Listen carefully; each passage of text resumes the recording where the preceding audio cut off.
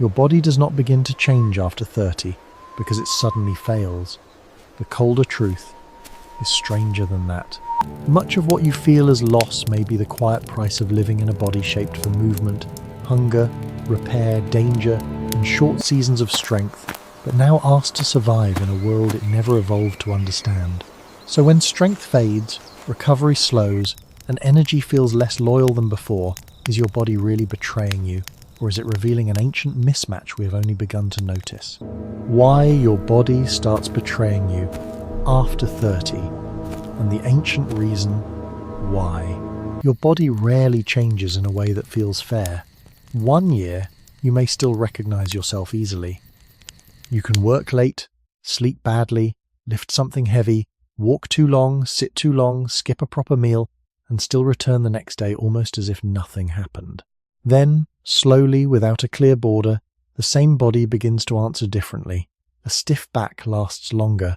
A night of poor sleep leaves a deeper mark. Strength is still there, but it does not arrive as quickly. Energy is still possible, but it feels less automatic. The strange thing is that this often feels personal, as if the body has broken a promise. Yet the body has not promised to remain unchanged. It has only been carrying forward an older design, shaped across a long history in which survival mattered more than comfort, and repair mattered only as much as life allowed. After 30, many people begin to notice this difference not because the body suddenly turns against them, but because the quiet costs of being alive become easier to hear. The title sounds like betrayal because that is how it feels from inside a modern life. You still remember how you moved before. You still expect the same response. The mind keeps a younger map of the body, while the body begins to speak in slower signals. This gap is not imaginary. It is also not a simple failure. Human biology changes gradually through adulthood. Muscles, joints, connective tissues, sleep patterns, hormone rhythms, and recovery processes do not all remain exactly the same across life. These changes vary from person to person, and they are shaped by work, rest, food, stress, illness, movement, and environment. But the broad idea is widely accepted. Adulthood is not a fixed state. It is a long adjustment. What makes the years after 30 feel so unsettling is that modern people often meet these adjustments while living in conditions very different from the ones that shape the human body. For most of human existence, the body was not living on a chair, under artificial light, inside a strict clock, surrounded by constant mental demands. It was a moving body in changing landscapes. It walked over uneven ground. It carried weight when needed. It rested when the day, danger, weather, hunger, or darkness forced a different rhythm.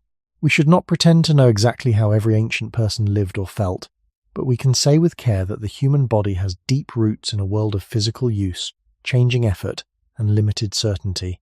That origin matters here, because the feeling of betrayal after 30 often appears when an ancient body is asked to behave like a modern machine.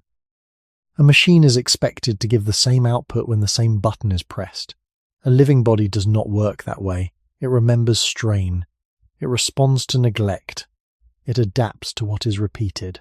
If movement becomes rare, the body receives that message. If sleep becomes shallow, the body receives that message. If stress continues without a clear ending, the body receives that message too. None of this means a person has done something wrong. It simply means the body is always listening to conditions, just as bodies had to listen long before cities, offices, screens, and fixed schedules existed. The first mistake is to imagine that the body after 30 is failing because youth was the natural standard. Youth may feel like the standard because it came first in memory, but from a biological view, youth is a temporary season of growth, repair, and high reserve. It is not a permanent promise. The human body grows, reaches maturity, and then begins a long period of maintenance, adjustment, and gradual trade-off. This is not a dramatic collapse. It is quieter than that. It is a shift in how much effort is needed to feel the same as before. The ancient reason begins there, not with a single event, but with the fact that our bodies were shaped to survive under limits, not to remain endlessly fresh inside comfort. When you feel your body becoming less forgiving, it may not be turning against you. It may be showing you the difference between the life it came from and the life it is now being asked to endure. And that difference is where the story must begin. There is a quiet confusion that often begins after 30, because the mind still carries a memory of the body as it used to be. It remembers the easy return, the quick morning, the careless strength, the way tiredness once seemed temporary. A person may not think about this every day, but the comparison is always nearby. You bend, and the body answers with stiffness. You sleep, but the sleep does not always restore you completely. You try to do what once felt simple, and the body does it, but with a slower reply. This is why the feeling can seem like betrayal. The mind says, I am still the same person. The body says, I am the same living system, but I am not in the same season.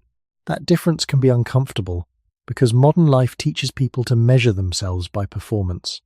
It asks for steady attention, steady work, steady energy, steady usefulness. But the human body was never a perfectly steady object.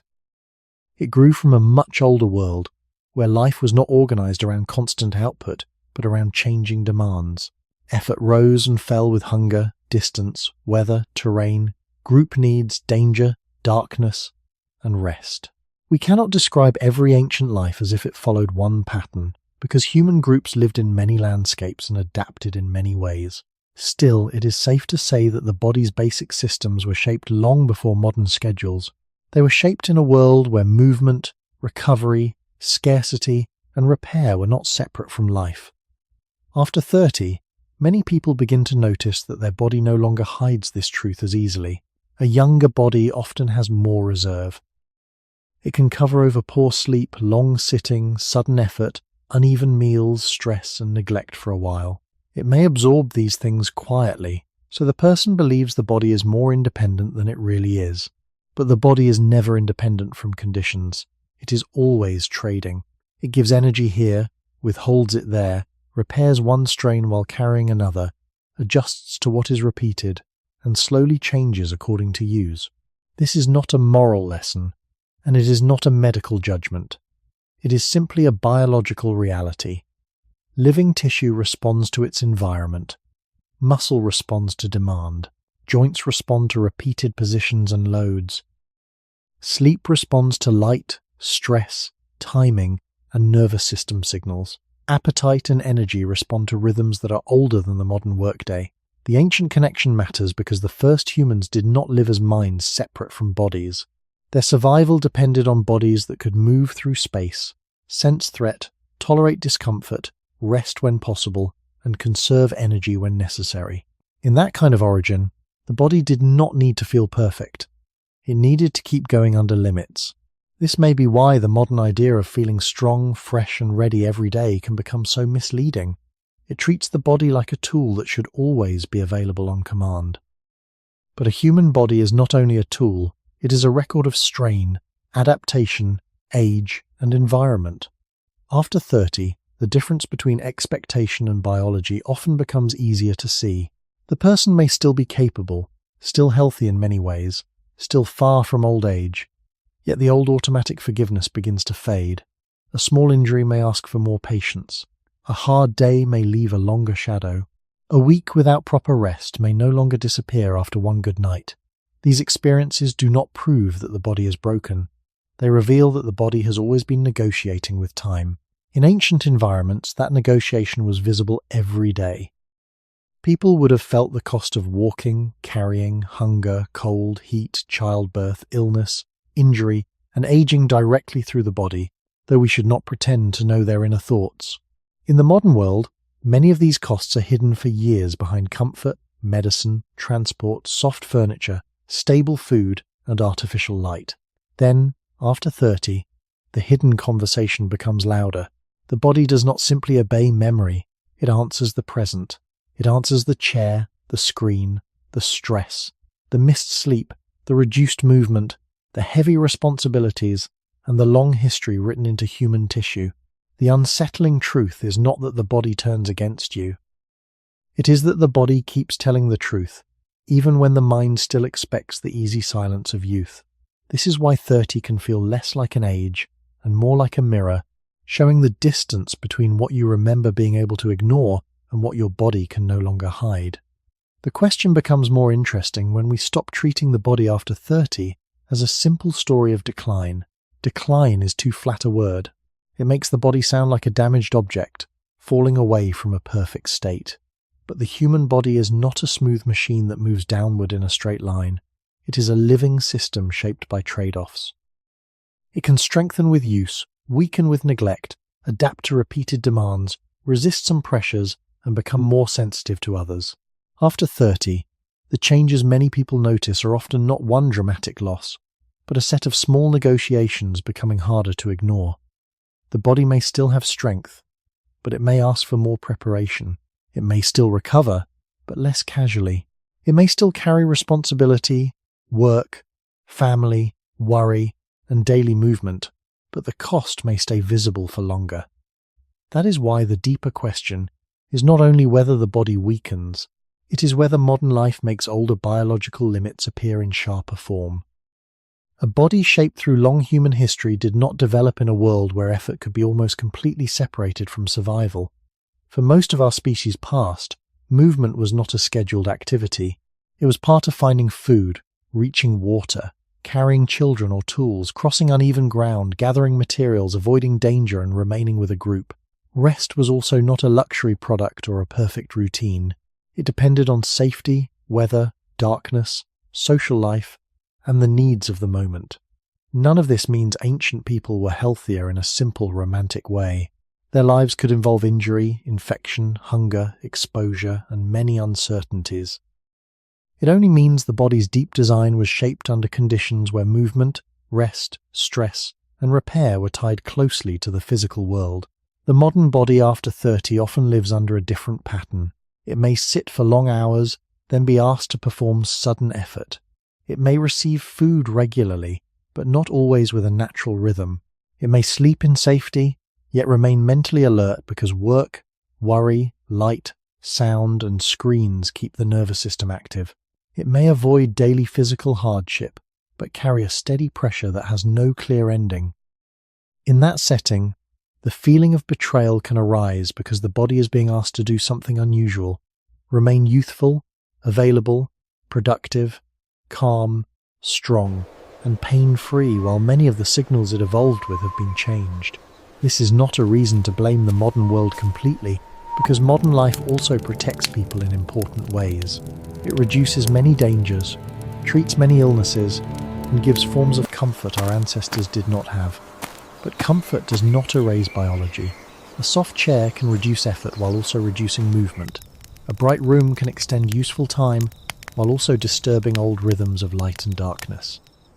Easy transport can save energy while changing how often bones, muscles, balance, and endurance are used. A stable food supply can protect against scarcity while creating new patterns of excess or irregularity. The ancient reason is not hidden in one single habit.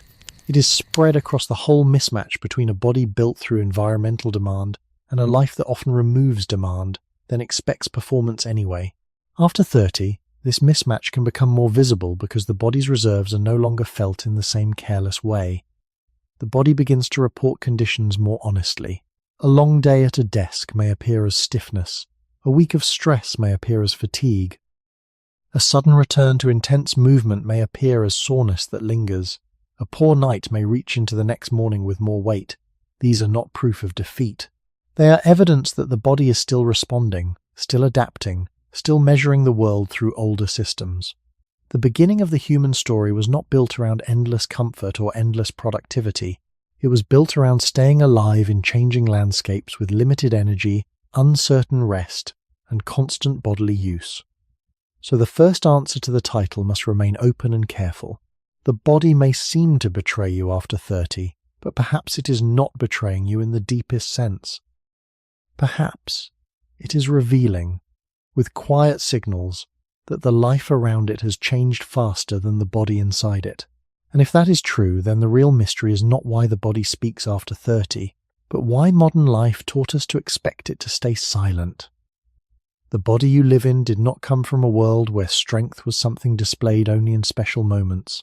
It came from a much older pattern, where the ordinary acts of staying alive placed regular demands on muscles, bones, balance, breath, and attention. This does not mean every ancient person was constantly powerful, or that earlier human life should be imagined as a perfect state of natural health. That would be too simple and not truthful. Human bodies have always been vulnerable. They have always been shaped by hunger, illness, injury, childbirth, weather, age, and chance. But there is one careful point we can make. The human body was formed through use. It was not shaped mainly for stillness. It was not shaped to preserve unused strength indefinitely while daily life became physically quiet. A muscle is not like a stone kept in a room, remaining the same because nothing touches it. A muscle is living tissue. It changes according to demand. Bones, tendons, balance, circulation, and even the nervous system also respond to repeated patterns. When the pattern is movement, the body receives one kind of message. When the pattern is stillness, interrupted by sudden effort, it receives another. After 30, this becomes important because many modern people slowly move into lives where physical demand becomes less natural and more optional. Work may move from the ground, the field, the path, or the workshop into the chair. Movement may become something planned for later, rather than woven into the day. The body is then expected to keep the benefits of use without receiving the old signals of use. From the inside, this can feel like betrayal.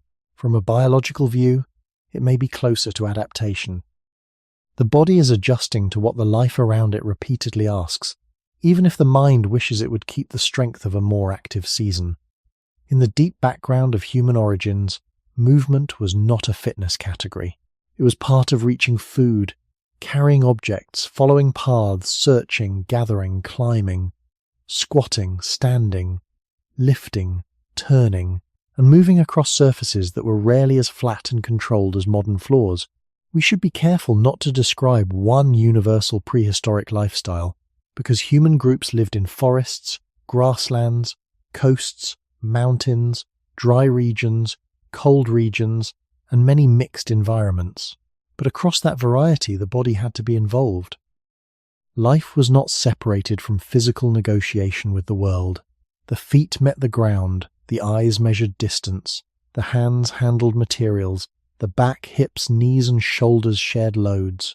The body did not need to be preserved in a museum-like state. It needed to be used, repaired, and used again. This is why the modern idea of saving the body can become confusing. People may sit to avoid tiredness, avoid effort to protect comfort, use transport to save time, and reduce movement because life has become mentally demanding. These choices are understandable. They are not moral failures. Modern life often leaves people tired in ways that do not look physical at first. But the older body still expects certain kinds of signal. It does not understand comfort as a complete substitute for use. If the legs are rarely asked to carry the person through distance, they adapt. If the hips remain fixed for long hours, they adapt. If the back is held in one narrow position, it adapts. If the hands no longer grip, carry, pull, press, and shape materials in varied ways, they adapt. Adaptation is not always improvement from the point of view of comfort. It is simply the body following the information it receives. After 30, when recovery may become slower and responsibilities may become heavier, these adaptations can become more noticeable. A person may still feel young in identity, but the body begins to show the results of repeated patterns. The ancient reason is not that people after 30 were meant to collapse. It is that human strength was never meant to remain untouched, unused, and unchanged. It was maintained by a conversation between need and response. In older environments, that conversation was built into the day because survival itself required physical participation. In modern environments, the conversation can become faint. The body waits for signals, receives long hours of stillness, then receives sudden intensity, then returns to stillness again. This is a strange rhythm for an organism with such deep roots in movement.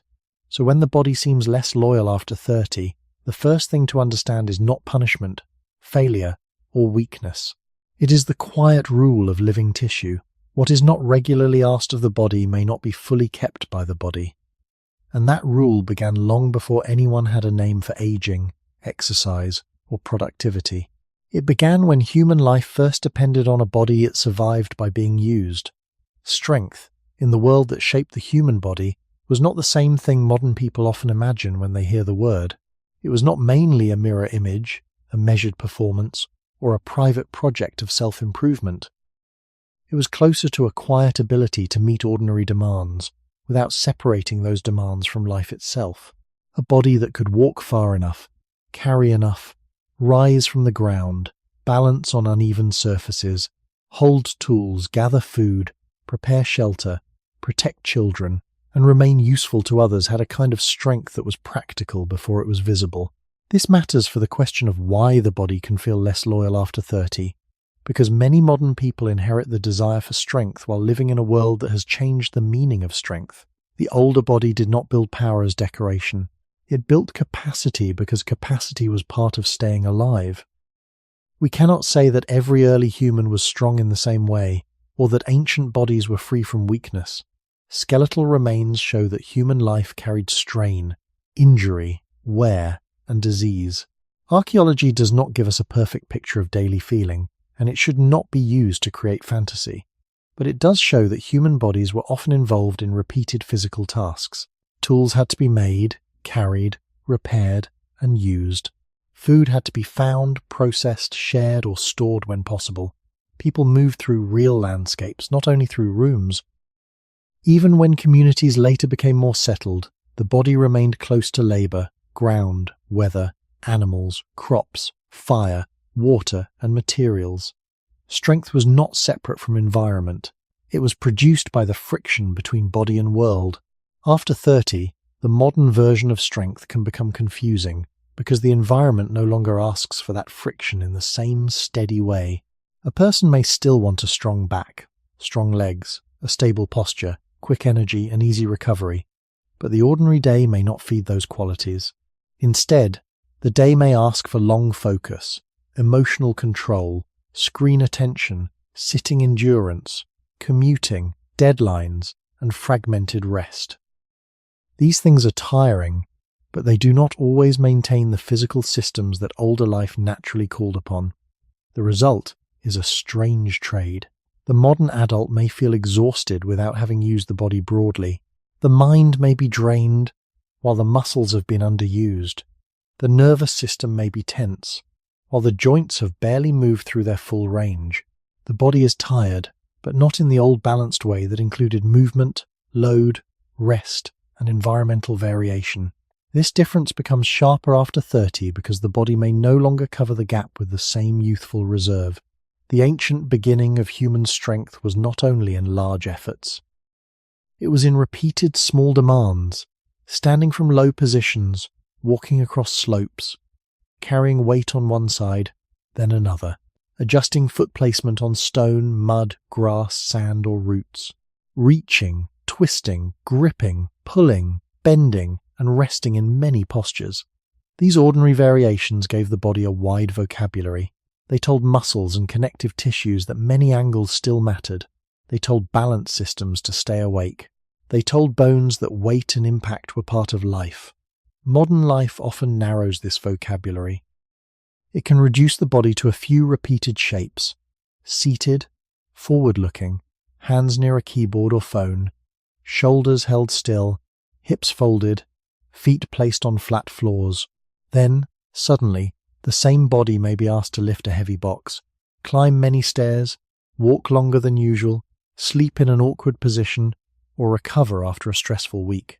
When the answer is stiffness, soreness, or fatigue, it feels as if the body has become unreliable. Yet the body may only be speaking in the language of use and disuse. It kept what was repeatedly needed. It allowed other capacities to become quieter. There is no need to turn this into blame. The modern world did not remove physical demand because people became foolish. It removed many demands because comfort, safety, technology, transport, and specialized work solved real problems.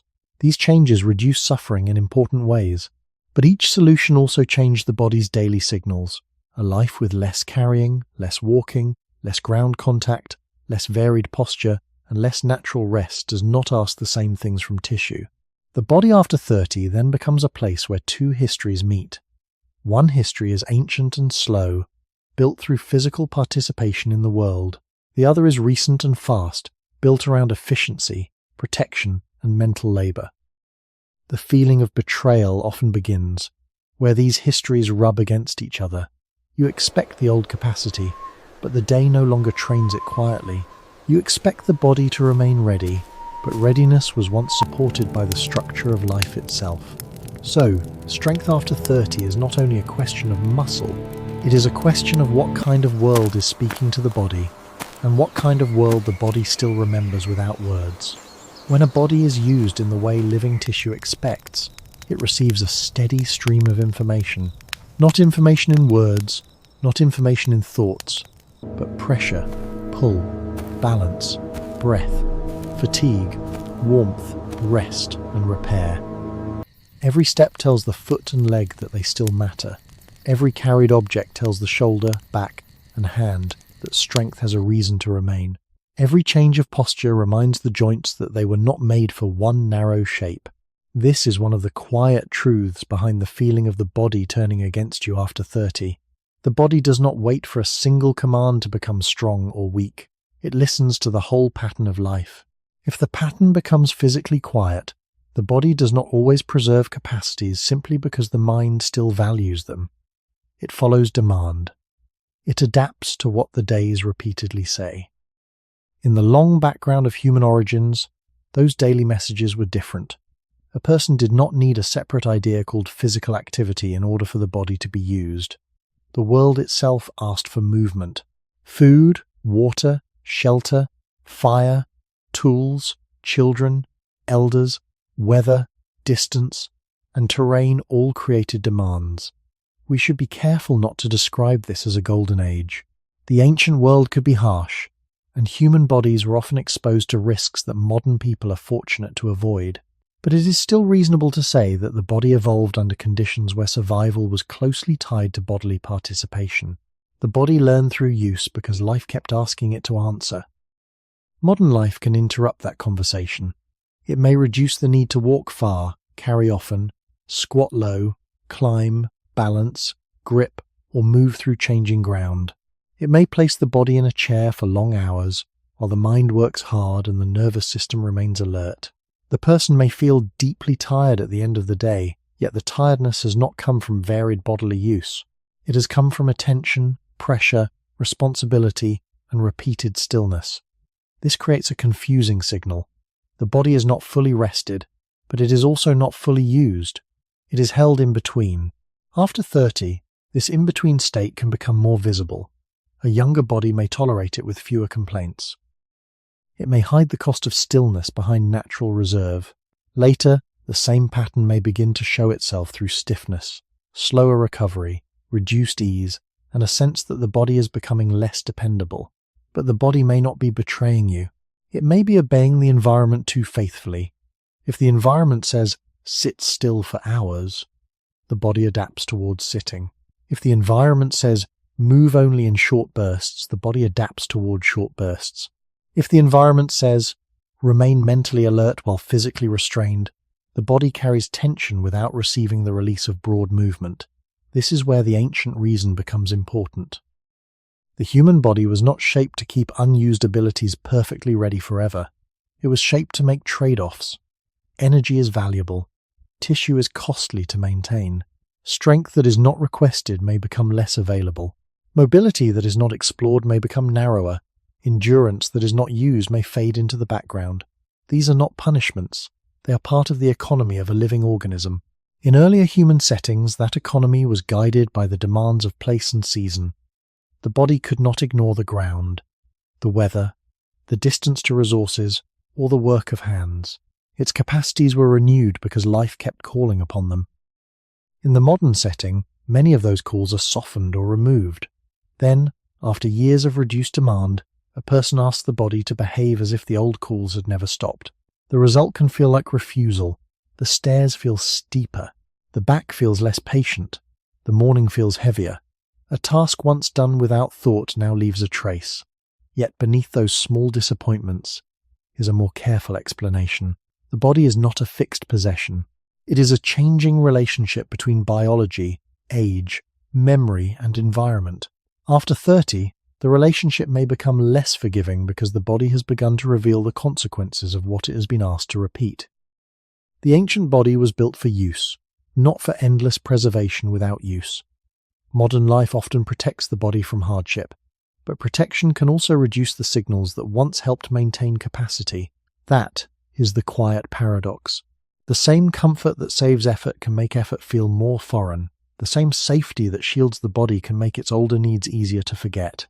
And when those needs return as stiffness, fatigue, or slower repair, they may sound like betrayal only because we no longer recognize the older language the body is speaking. One of the first signs that the body is changing after 30 is not always weakness. It is recovery. Strength may still appear when it is needed.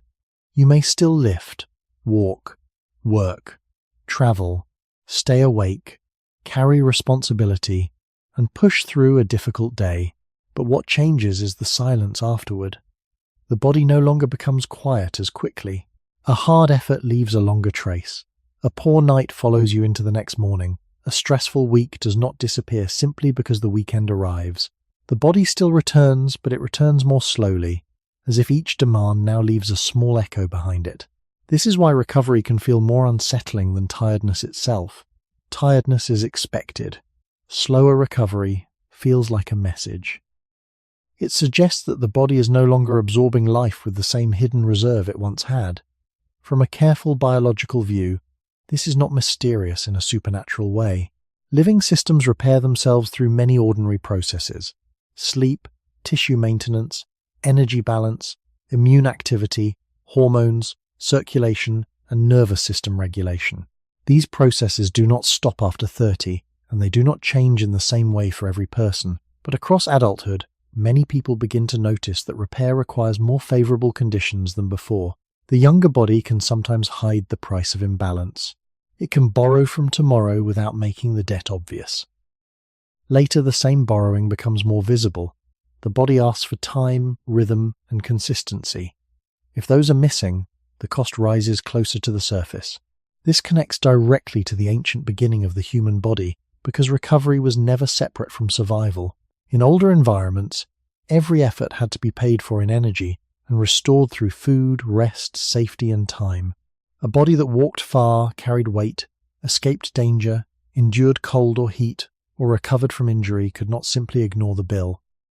Repair depended on whether the group was safe, whether food was available, whether sleep was possible, whether infection or injury interfered, and whether the next day demanded more effort. We should not pretend to know exactly how ancient people experienced fatigue in their private thoughts, but we can say that their bodies lived inside a world where effort and recovery were tightly connected. The modern world often loosens that connection in strange ways. It allows people to keep demanding effort after the body has already signaled that repair is incomplete. A person can work under artificial light after dark, answer messages while resting, feel pressure while lying still, and carry mental stress without moving through a landscape. This creates a form of fatigue that is difficult for an ancient body to interpret. The body may be safe, fed, and sheltered, yet the nervous system may remain alert. The muscles may be underused, yet the mind may be exhausted. Sleep may happen in a bed, yet not always bring deep restoration. After 30, this mixed signal becomes harder to hide. The body may not fail dramatically.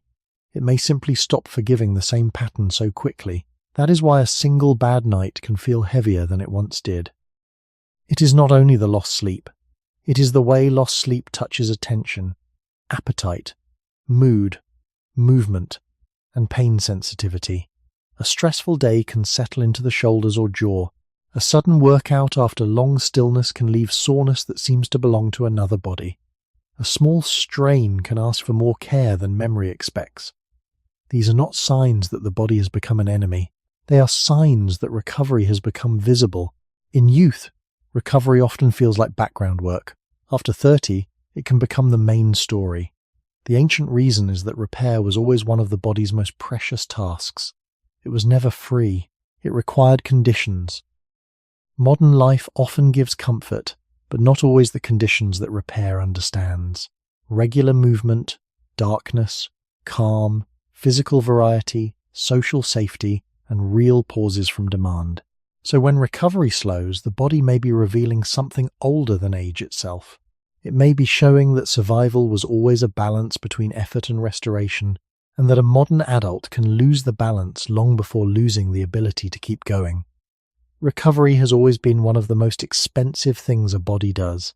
It may look passive from the outside, because a resting person seems to be doing nothing, but inside the body, repair is active. Tissues are being maintained. Energy is being moved and stored. The nervous system is adjusting its level of alertness. Sleep is helping the brain and body return toward balance. Immune activity is watching for damage and threat. None of these processes are dramatic, but without them, strength cannot remain useful for long. This is why slower recovery after 30 can feel so personal. It touches the hidden work that once happened without much attention. The body still repairs, but it may no longer hide the cost as easily. A long day, a poor night, or a sudden physical effort may now require more than a brief pause. It may require a real return to conditions that allow the body to rebuild quietly. In the deep past of human life, recovery was never guaranteed. It depended on the ordinary limits of the environment. Food had to be found or prepared. Rest depended on safety, temperature, weather, darkness, social protection, and the needs of the group. Injury, infection, hunger, and exposure could all change how well the body repaired itself.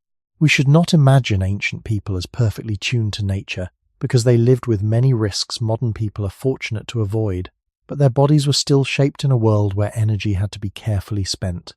A body could not repair endlessly while ignoring the cost. If food was limited, if sleep was broken, if danger was near, the body had to choose what mattered most. That older economy still lives inside us.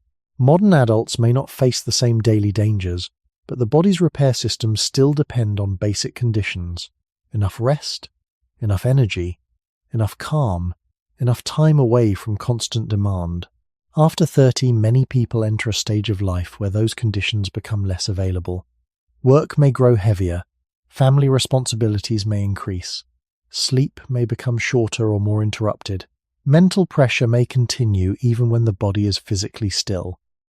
The person may be safe in a modern room, but the nervous system may not feel fully released from demand.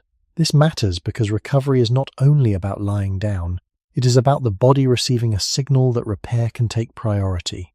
When the signal is unclear, repair becomes less complete. The ancient body was familiar with stress that often had a physical shape: distance to travel, cold to endure, hunger to answer, weight to carry, threat to avoid. Modern stress can be different. It may have no clear finish. It may arrive through responsibilities, screens, money, deadlines, noise, and social pressure. The body can respond to this pressure with old systems of alertness, even though there is no landscape to cross and no immediate physical task to complete. This creates a strange mismatch. The body prepares, tightens, watches, and spends energy, but the effort does not always resolve through movement or rest. After 30, that mismatch may show itself through slower recovery. The body is not simply older. It is carrying repeated demands that do not always end in the way older biology expects. This is also why sleep becomes so important in the story, without turning the story into medical advice. Sleep is one of the most widely accepted foundations of recovery, but modern life often treats it as adjustable time. The body treats it more seriously. A younger adult may reduce sleep and still feel mostly normal for a while. Later, the same pattern may leave a heavier trace. The morning becomes slower, the mind feels less clear, the muscles feel less ready. Small aches become louder. The ancient reason is not that the body is weak. It is that repair was always conditional. It was never magic. It needed darkness, rest, safety, energy, and time. When modern life takes those conditions away, even softly, the body begins to reveal the price. So the feeling after 30 is not only about age. It is about the body showing that recovery has rules older than our schedules, older than our ambitions, and older than the modern belief that we can keep asking more without giving anything back. The modern problem is not only that people become tired, it is that many people become tired in a way the body cannot easily complete. A long day may involve hours of attention, worry, noise, screens, small decisions, social pressure, and emotional control, while the body itself remains almost still. The heart may not race as it would during a climb. The legs may not carry the person across uneven ground. The hands may not grip, lift, pull, or shape very much. Yet by night the person feels drained. This kind of fatigue can be confusing because the body has spent energy without receiving the older physical pattern of effort and release. The nervous system has been awake. The mind has been working. The muscles may have been held in narrow positions, but the day has not given the body the broad movement that once helped effort come to an end. After 30, this unfinished kind of fatigue can become harder to clear. The body may still be capable, but it does not reset as easily when stress keeps returning without a true pause. This is where the ancient mismatch becomes clearer. In the older environments that shaped human biology, effort often had a more direct relationship with the physical world. Distance had to be crossed. Food had to be found or prepared. Weight had to be carried. Shelter, fire, water, tools, children, social life required bodily presence. Stress could be severe, and ancient life should never be romanticized. But many pressures were tied to action, terrain, weather, hunger, injury, and visible needs. The body's alert systems had something to answer with movement, rest, hiding, waiting, cooperation, or sleep when safety allowed. Modern pressure can remain inside the mind, while the body is kept still. A person can sit safely indoors and still feel pursued by unfinished work, unpaid bills, messages, expectations, and the fear of falling behind. The body uses old systems to respond, but the situation is new. Alertness rises without a path to walk. Tension gathers without a load to carry. Fatigue grows without the simple ending that physical effort sometimes gives. After 30, when recovery may already require more favorable conditions, this pattern can make the body feel strangely unreliable. A person may wake tired, not because the body did nothing, but because it was busy holding itself ready. The jaw, neck, back, shoulders, breath, and attention can carry small signs of this readiness. The body does not always separate mental life from physical life. It reacts as one system. This matters because many modern adults try to solve fatigue by forcing more output from the same tired system. They push through another day, shorten rest again, sit longer, move less, and hope the body will forgive the pattern as it once did. Sometimes it does, sometimes it does not. The change may appear as slower recovery after minor exertion, heavier mornings, less patience with poor sleep, or a sense that energy has become less predictable. These changes do not prove that the body has turned into an enemy. They suggest that the old balance between demand and restoration has become harder to maintain. In the human beginning, energy was not an unlimited stream. It was managed carefully by a body living under limits. Effort, food, sleep, safety, and repair belong to one conversation. Modern life often breaks that conversation apart.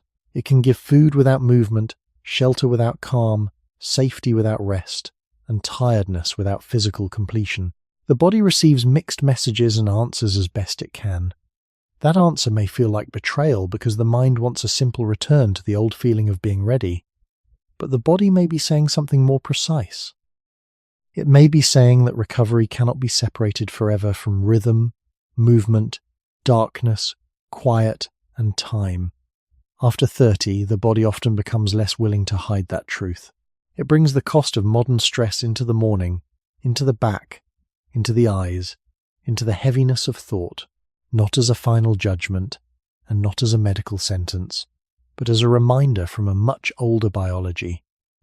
A living body can keep going for a long time, but it cannot recover from a life that never truly lets the demand end. Muscle is one of the clearest places where the body shows that it is alive, not fixed. It does not remain strong simply because it was strong before. It asks, in its own quiet way, whether strength is still needed. If the answer comes often through walking, lifting, climbing, carrying, standing, balancing, bending, and rising from the ground, the body receives one message. If the answer comes mostly through sitting, stillness, soft surfaces, and short movements between one comfortable place and another, the body receives a different message. After 30, this difference can begin to feel sharper.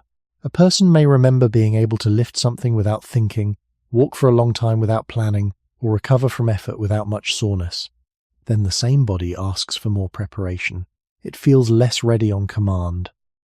The muscles are not necessarily ruined. They may be doing what living tissue does, responding to the demands that actually arrive, not the demands the mind wishes were still present. This is important because muscle is costly to maintain. The body is not wasteful with living tissue. It does not keep every capacity at its highest level forever, when daily life gives no reason to do so. This does not mean strength disappears overnight, and it does not mean everyone changes at the same speed. Age, movement, food, sleep, illness, work, genetics, and environment all matter. But the general principle is widely accepted. Muscles adapt to use and disuse. They grow more capable when repeatedly challenged in suitable ways, and they can become less capable when the signal of use becomes weak. The ancient root of this principle reaches far back into human life. For early humans, muscle was not a separate project. It was not something maintained only during a planned hour. It was part of being in the world. The legs carried the body across distance. The hips and back helped with loads, posture, and balance. The hands gripped tools, food, wood, stone, fiber, and other materials. The shoulders helped move, carry, reach, and stabilize. We should not turn this into a fantasy of perfect ancient bodies. Archaeological evidence also reminds us of injury, wear, hardship, and vulnerability. But it is reasonable to say that human bodies developed in settings where muscles were regularly asked to participate in survival and daily life. That regular asking mattered. It gave the body reasons to keep many capacities awake. Modern life can quietly remove those reasons. A person may still be busy, even exhausted, while using only a narrow range of movement. The legs may mostly fold under a desk. The shoulders may remain lifted and tense, but not truly loaded. The hands may move quickly across a phone or keyboard, but not often grip, carry, twist, press, or shape varied materials. The back may work hard in a silent way, holding a seated posture for hours, but it may not receive the fuller movement it once depended on. After 30, when recovery becomes less effortless, this narrowing of use can become visible. A sudden task then feels larger than it should. A heavy bag feels surprising. A hill feels steeper. A day of walking on uneven ground leaves more soreness than expected. The body is not inventing this message. It is reporting the difference between stored expectation and repeated reality. In the long beginning of human history, strength was renewed by ordinary necessity. The world itself kept asking the body to carry, reach, rise, turn, walk, and endure. In the modern world, many of those requests have been softened by chairs, vehicles, machines, smooth floors, delivered goods, and work that rewards still attention more than full-body use. These changes have brought real protection and convenience. They have spared people from many burdens. Yet the body still follows older biological rules. It cannot know that comfort is meant as kindness. It only knows what is repeated. If repeated life says that certain muscles are rarely needed, the body may reduce their readiness. If life suddenly asks for old strength after long quiet, the answer may come with stiffness, trembling, fatigue, or soreness. This is why muscle after 30 can feel like betrayal, even when it is actually adaptation. The body is not refusing you. It is showing you that strength was never meant to be stored untouched. It was meant to be called upon, gently or firmly, again and again, as part of a life connected to movement. In the older world that shaped the human body, muscle was rarely asked to work in one clean, isolated way. It was not only the arm lifting, or only the leg stepping, or only the back holding itself upright. Movement was usually mixed. A person might walk while carrying something uneven. They might squat low, rise again, turn toward a sound, step over stone, cross soft ground, hold a child, gather material, grip a tool, or balance on a slope. We do not need to imagine every detail of prehistoric life to see the larger truth. Human bodies came from environments where movement was varied, repeated, and tied to the physical world. The body did not meet effort through perfect machines or flat surfaces. It met effort through ground, weather, distance, weight, hunger, water, shelter, and the needs of other people. This matters after 30 because modern life often removes the variety before people notice it has gone. A person may still move every day, but the movement may become narrow. The same chair, the same floor, the same route, the same seated posture, the same forward gaze, the same small hand motions. The body is not unused completely, but it is used in a limited language. Muscles that once worked together across many angles may now repeat only a few shapes. The legs may walk on flat ground, but rarely climb, crouch, or balance. The hips may fold into a chair for hours, but rarely open through full movement. The shoulders may hold tension, but rarely carry useful loads. The hands may touch glass and plastic more than wood, soil, stone, cloth, tools, or weight. After 30, this narrowing can become more obvious because the body may no longer hide the loss of variety with easy reserve. A small change in terrain can feel tiring. A long day standing can feel strange. Carrying bags may pull on the back and shoulders more than expected. Kneeling, rising, reaching, or twisting may reveal stiffness that was built quietly over time. This is not proof that the body is broken. It is evidence that the body adapts to the world it actually lives in. In ancient human environments, ordinary movement often trained balance, coordination, endurance, and strength at the same time. Walking across uneven ground asked the feet, ankles, knees, hips, eyes, and inner ear to cooperate. Carrying objects asked the trunk, hands, shoulders, and breath to share the work.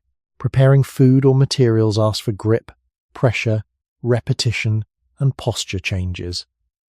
Even rest could involve positions closer to the ground than many modern adults use regularly. We should not claim that ancient life was healthier in every way. It brought injuries, wear, uncertainty, and dangers that modern life has greatly reduced. But it did give the body many physical signals that modern comfort can soften. A smooth floor is easier, but it asks less from balance. A chair is convenient, but it keeps the body in a narrow shape. A vehicle saves time, but it removes distance from the legs. A machine protects the hands, but it also takes away many small demands that once helped keep strength awake. The ancient reason behind muscle change after 30 is partly this. The body expects capacity to be maintained through repeated need. When need disappears from daily life, the body receives a different instruction. It may conserve, it may narrow, it may let unused ranges become quieter. Then, when life suddenly asks for an older kind of movement, the body answers with the truth of its recent history. The hill, the heavy box, the long walk, the low seat, the awkward reach, the uneven path, all become small tests of what the body has been allowed to keep. This can feel unfair because the mind remembers ability as identity, but the body remembers ability as practice. It does not preserve every movement just because it once belonged to you. It keeps what life continues to request. In that sense, the body after 30 is not betraying the person. It is revealing how deeply human strength was once connected to a world of varied movement, and how quietly modern life can reduce that world before the body has any words to explain what has been lost. After 30, many people begin to notice an uncomfortable gap between what the body remembers and what the body is ready to do. The memory is often clear. You know how it once felt to move without preparation, to lift without hesitation, to sleep badly and still function, to return from effort without carrying it for days. But the present body may answer with less smoothness. The first steps in the morning feel heavier. A familiar task asks for more attention. A movement that once seemed automatic now reveals a weak point in the back, the knee, the shoulder, or the breath. This can feel like betrayal because the body seems to have changed while the self inside still feels continuous. Yet muscle does not belong to memory alone. It belongs to use. It belongs to the signals repeated across weeks, months, and years. If a person's life becomes less physical, the body does not preserve every older ability simply because the person still identifies with it. It adapts to the quieter world around it. This is one of the ancient reasons why the years after 30 can feel so strange. In earlier human environments, strength was often maintained by daily necessity. People did not need to decide that the body should be used as a separate project, because the surrounding world asked for use directly.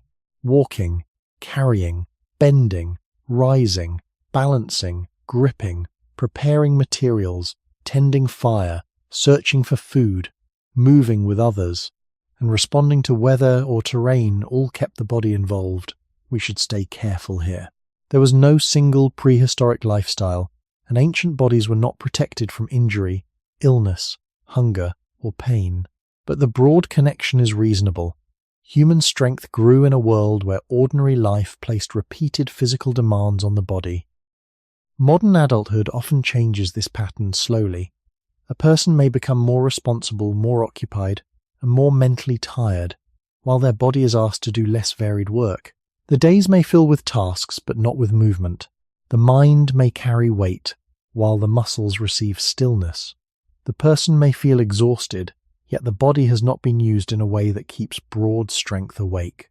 After 30, this contradiction becomes harder to ignore. The body is busy, but not necessarily trained by life. It is tired, but not necessarily strengthened by the kind of tiredness it evolved to understand. A chair may become the main landscape. A screen may become the main horizon. A vehicle may replace distance. A soft surface may replace the ground. The hands may handle devices more than materials. The legs may move in short, predictable paths. The back may work silently to hold posture, but not often through full, changing movement. Over time, the body learns this pattern. It may reduce readiness where demand is low. It may protect narrow positions. It may become efficient at stillness, but less comfortable with sudden effort. Then, one day, a person asks the body to behave as if the old variety had continued all along. A heavy object must be moved. A long walk must be taken. A child must be carried. A hill must be climbed. A night of poor sleep must be followed by a full day of work. The body answers, but the answer comes with resistance. This resistance is easy to misread. It can sound like the body is refusing the person, but a more careful reading is that the body is revealing the truth of recent use. It has kept what was repeatedly requested and allowed other capacities to fade toward the background. That is not a failure of character. It is the ordinary economy of living tissue. The ancient body was not built to store unused strength forever. It was built to respond to demand, conserve energy, repair damage, and survive within limits. In modern life, many demands that once maintained strength have been removed, while the expectation of strength remains. This is the quiet paradox after 30. The world asks less from the body every day than the person asks the body to be ready when needed. The result may feel like betrayal, but it may be a delayed message from an older design. The body is not saying that strength is gone forever. It is saying that strength has always been a relationship between biology and the world. When the world stops asking, the body stops preparing in the same way. And when the asking returns suddenly, the body reminds us that human power was never meant to live apart from daily use. Energy feels simple when it is present. You wake, move, think, work, speak, carry, decide, and continue. Only when it becomes unreliable does it begin to feel mysterious. After 30, many people notice that energy no longer arrives with the same automatic generosity. The body may still be capable, but the day feels heavier before it has fully begun. A task that once fit easily into the background now seems to require negotiation.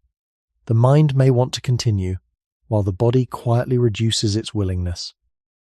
This can feel like betrayal because modern life trains people to expect steady output. Morning should lead to work, work should lead to more work. The body should stay available through schedules, responsibilities, messages, family needs, and late hours. But human energy was not shaped for constant productivity. It was shaped for survival under changing conditions. That difference sits near the center of why the body can feel less loyal after 30. In the older world that shaped human biology, energy was not spent as if it would always be replaced on time. Food was not an abstract source of calories waiting in a store. Rest was not always protected. Weather, distance, illness, injury, pregnancy, childcare, group needs, and seasonal change could all influence how much energy a body had and where that energy had to go. We should not pretend to know the exact daily pattern of every early human group. Human lives were diverse, and environments varied widely, but it is safe to say that the body developed under conditions where energy mattered deeply. To waste it carelessly could be costly. To conserve it at the right moment could help survival. The body therefore became skilled at adjustment. It does not simply give energy because the mind asks. It distributes energy according to signals: sleep, food, stress, movement, illness, safety, light, and repeated demand. Modern life often disrupts these signals. It may provide regular food but irregular meals. It may provide shelter but not calm. It may provide comfort but not movement. It may provide artificial light that extends the day far beyond natural darkness. It may remove physical effort from daily survival, then replace it with long mental demand. A person can spend hours sitting, yet end the day feeling emptied. The body has not crossed a valley or carried wood or searched for food, but the brain has been active, the nervous system has been alert, and responsibility has continued without a clean stopping point. After 30, this kind of energy drain may become more visible because the body may not hide imbalance as easily as before. The ancient connection matters here because human energy was once tied more closely to cycles of effort and rest.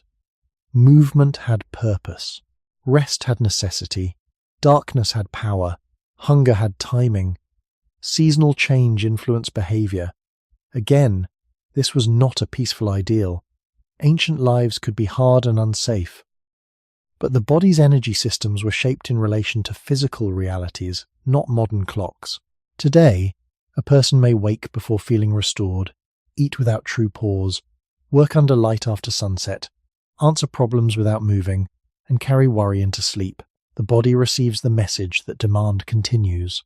It may respond by staying alert, holding tension, changing appetite, reducing ease of sleep, or making energy feel scattered rather than steady. This is not a medical diagnosis. It is a careful way of seeing the body as an ancient regulator, not a modern engine. An engine is expected to run when fueled. A body is different.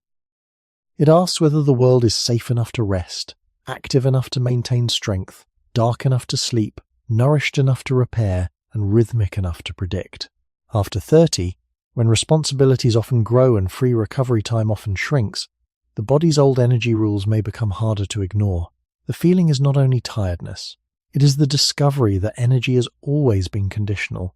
It rises and falls with the whole life around it. The colder truth is that the body was never designed to be endlessly productive simply because the modern day requires it. It was designed to survive, to conserve, to spend, to repair, and to choose quietly among competing needs. So when energy feels less loyal after 30, it may not be disappearing without reason. It may be revealing that an ancient body still measures the world by limits, even while modern life asks it to behave as if limits are optional. The body treats energy as something valuable because, for most of human history, energy was never guaranteed. This is a simple idea, but it changes the way we understand the feeling of becoming less powerful after 30. Modern people often think of energy as a personal resource that should appear when needed, like light from a switch. If the day begins, the body should wake. If work appears, the mind should focus. If responsibility calls, strength should arrive. But a living body is older than that expectation. It does not spend without measuring. It does not maintain every system at full brightness without reason. It adjusts, protects, saves, redirects, and sometimes withholds. This can feel frustrating from inside modern life, but from a biological view it is not strange. The body evolved in conditions where energy had to be managed carefully, because every movement, every repair, every immune response, every pregnancy, every search for food, every long walk, every cold night, and every injury carried a cost. We should be careful not to describe ancient people as if they were always hungry or always struggling, because human groups lived in many environments and found many ways to survive. Still, it is widely accepted that the human body was shaped in a world where food, safety, temperature, and effort were more directly connected than they often are now. In such a world, wasting energy was not a small matter. A body that could conserve when needed, store when possible, and spend when necessary had an advantage. That older rule is still present. After 30, it may become easier to feel because the body may no longer cover every imbalance with the same reserve.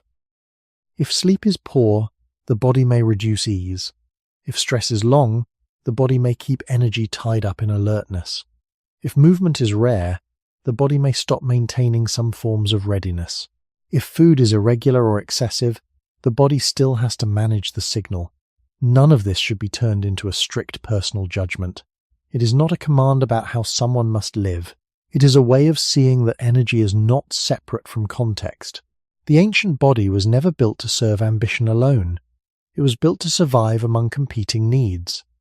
One need might be movement, another might be repair, another might be warmth, another might be immune defense.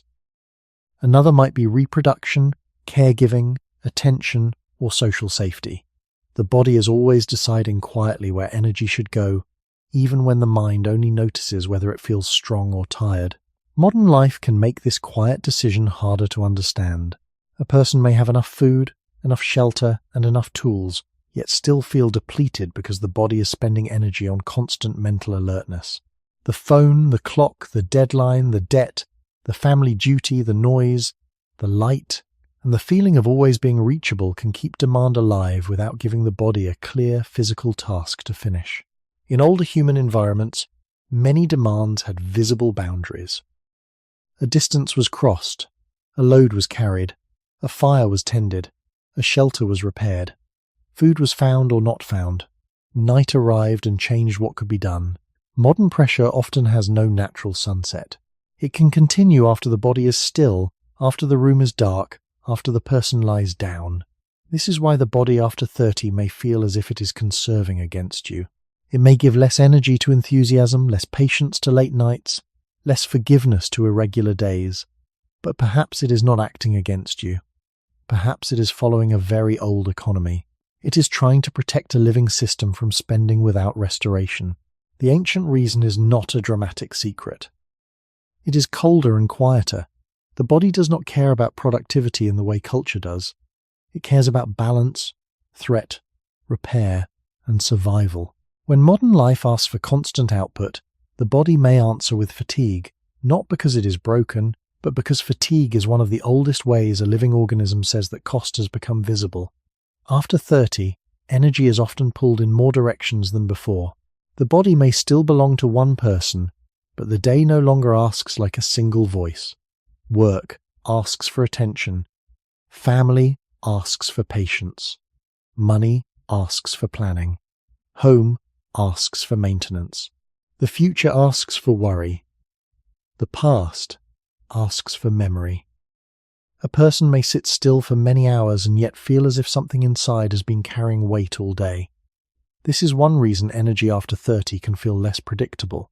It is not only that the body has aged, it is that life often becomes more layered at the same time the body becomes less able to hide the cost of those layers. Younger energy can sometimes feel open and unfinished, as if there is always more waiting underneath. Later, energy can feel more like a careful budget. It can still be strong, but it wants to know where it is going, what it must serve, and whether it will be restored. This is where the ancient story comes closer to the modern adult. In the long background of human life, energy was divided among real needs: movement, warmth, food-seeking, repair, reproduction, caregiving, social connection, and protection from danger. These needs did not disappear just because one need became louder. The body had to distribute its resources across the whole situation. It could not spend endlessly on one demand while ignoring injury, hunger, cold, sleep, or the needs of children and others in the group. We should not pretend to know the inner life of ancient people, and we should not make one simple picture of their days. But human biology clearly developed in a world where energy was tied to limits. The body learned to conserve because conservation could matter. It learned to respond to stress because danger could matter. It learned to rest when possible because repair could matter. Modern life changes the objects of pressure, but it does not remove the older systems that answer pressure. After 30, many people carry responsibilities that are less visible than ancient loads but still costly. There may be no heavy bundle in the arms, no long path across open land, no cold night outside, yet the body still spends itself on vigilance, decision, restraint, and concern. The nervous system may remain active while the muscles remain underused. The mind may race while the legs barely move. The person may be fed, housed, and safe, yet not deeply restored. This mismatch can make energy feel broken. In truth, The body may be trying to manage a world where demand has become abstract. Ancient effort often had a shape in space. You moved toward water, you carried material, you followed a path, you rested when darkness or safety allowed. Modern effort can continue without shape. It follows you through a phone, it waits in messages, it returns in thought after the workday ends. It can live in the room even when nothing is moving. The body responds with old tools, but the problem has changed. It may hold tension, it may keep alertness alive, it may make sleep lighter. It may leave the morning heavy, it may reduce the sense of easy strength, not because strength has vanished, but because energy has already been spent in hidden places. This is why the feeling after 30 can be so difficult to name. The body is not only tired from what it has done, it is tired from what it has been preparing to answer. In older human settings, preparation had a closer link to the environment. The body watched, moved, waited, listened, and used energy in relation to land, weather, food, and group life. In the modern setting, the body may prepare for problems that have no physical finish. After years of this, energy begins to feel less loyal. But perhaps loyalty is the wrong measure. The body was never loyal to ambition in a simple way. It was loyal to survival, repair, and balance. If the demands of adulthood keep growing while the signals of restoration become weaker, the body may begin to protect itself through fatigue. That fatigue can feel like betrayal because it arrives against the wishes of the mind, but in a quieter light it may be an ancient message. Energy was never meant to be forced into constant service without rhythm, return, and rest. Pain is one of the easiest body signals to misunderstand after 30 because it speaks in a language that feels urgent even when the cause is not simple. A stiff lower back in the morning, a tight neck after work, a shoulder that complains after long sitting, a knee that feels different on stairs, a jaw held too firmly through the day. These sensations can make a person feel as if the body has become unreliable. But pain and discomfort are not always signs of sudden damage, and they should not be turned into careless diagnosis. They are signals. Sometimes they point to injury or illness that needs proper attention. Sometimes they point to repeated positions, fatigue, tension, reduced movement, or the body's attempt to protect an area that has been stressed too often in the same way. The important point for this story is careful. After 30, many people begin to hear these signals more clearly because the body becomes less willing to hide the cost of modern patterns. The ancient body did not evolve inside still furniture. It did not spend most of its waking hours fixed in one narrow posture, looking forward at a glowing surface, with hips folded, shoulders slightly raised, and hands held close. Human origins reach back into landscapes where the body had to change shape often. It walked, bent, reached, turned, rested low, stood again, carried, balanced, and adjusted to ground that was not perfectly flat. We should not imagine this as a painless world. Earlier human life carried many forms of injury, strain, infection, and physical hardship. Archaeological remains often show that bodies were marked by labour and wear, but those bodies were also used in more varied ways than many modern bodies are used each day. The difference matters because joints, muscles, tendons, and nerves do not only respond to effort, they also respond to sameness. A posture held too long can become a message. A movement never used can become unfamiliar. A muscle kept tense but not fully moved can become tired in a narrow way. A joint that rarely explores its range can begin to feel less comfortable when life suddenly asks more from it. This is why the modern adult can be surprised by ordinary discomfort. The pain may not come from one dramatic event, it may come from a slow narrowing of the body's daily language. The back spends hours holding still, then protests when asked to lift. The neck supports attention all day, then complains at night. The hips fold into chairs, then feel stiff when walking uphill or rising from the floor. The shoulders carry invisible tension, though they have not carried much physical weight. After 30, this becomes more noticeable because recovery may be slower and accumulated patterns may speak louder. The body is not inventing pain to betray the person. It is reporting that something in the relationship between body and environment has become strained. In the long beginning of human life, discomfort would have been part of existence, but it would often have been tied to visible causes. Distance, load, weather. injury, hunger, ground, tools, or repeated work. Modern discomfort can be quieter and stranger. It can come from sitting safely. It can come from looking down. It can come from stress held in muscles while the body appears calm. It can come from a room that protects the body from danger but also removes the variety that helped keep tissues responsive. This is the paradox.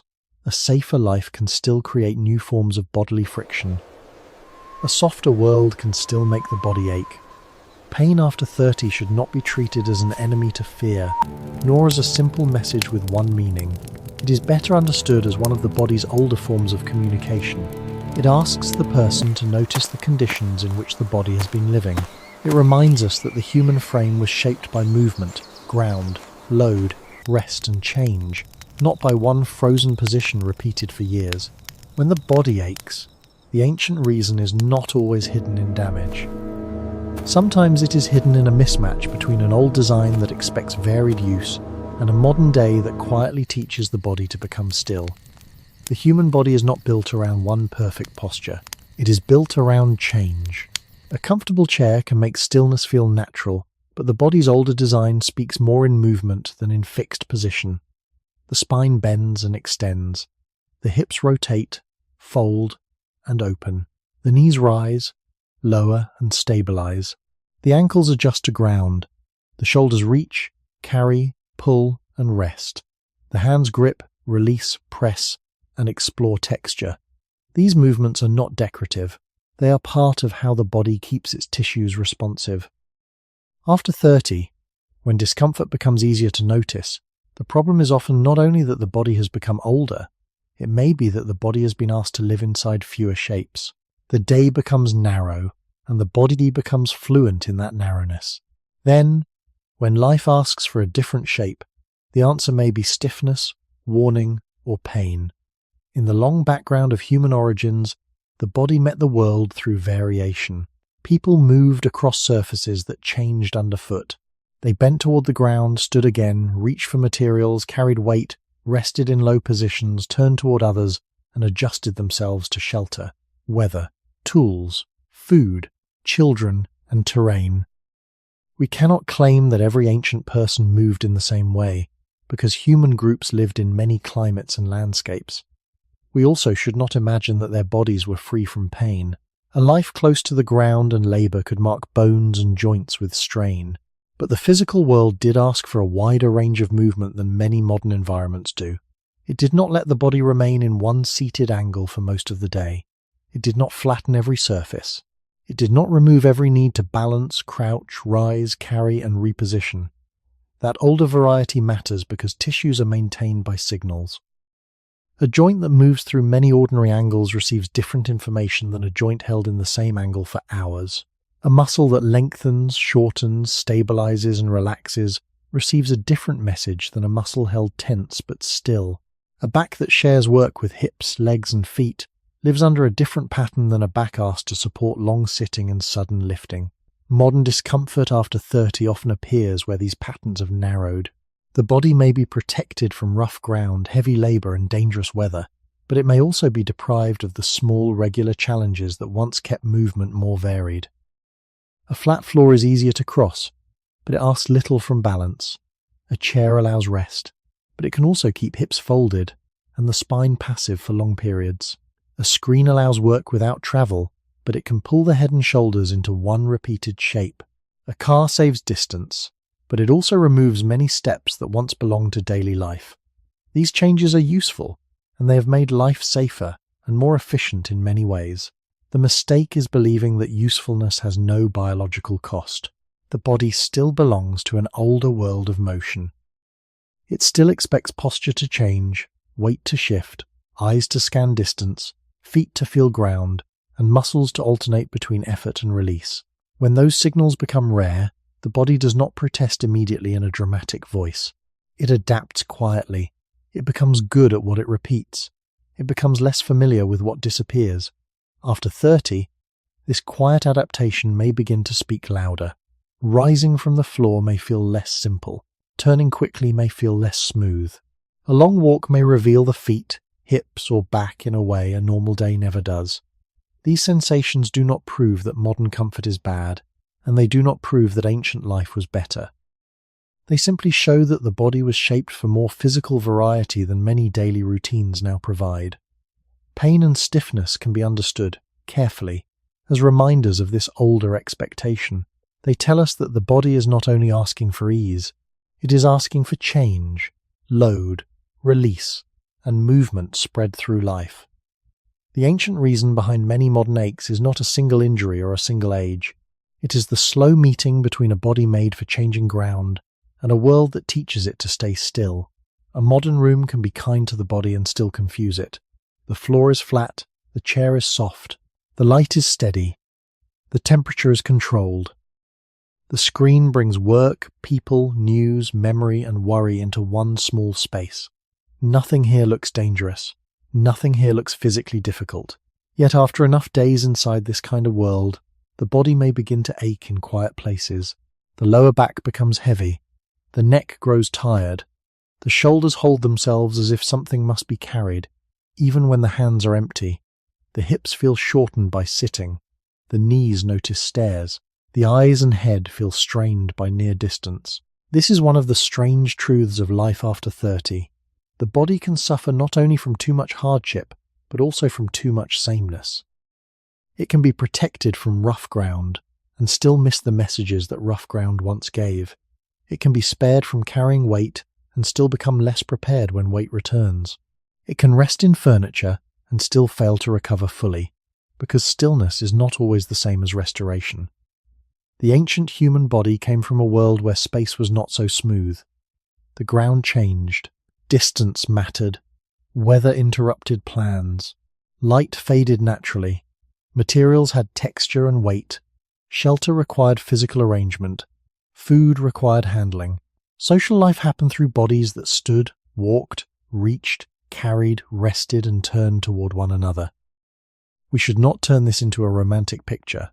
Older human environments were not gentle simply because they were natural. They included injury, cold, heat, infection, hunger, and strain. But they gave the body a wide field of signals. The feet adjusted to surfaces. The spine shared movement with the hips and legs. The eyes looked both near and far. The hands handled objects that pushed back. Rest changed shape with ground, shelter, temperature, and group safety. Modern space often removes these variations.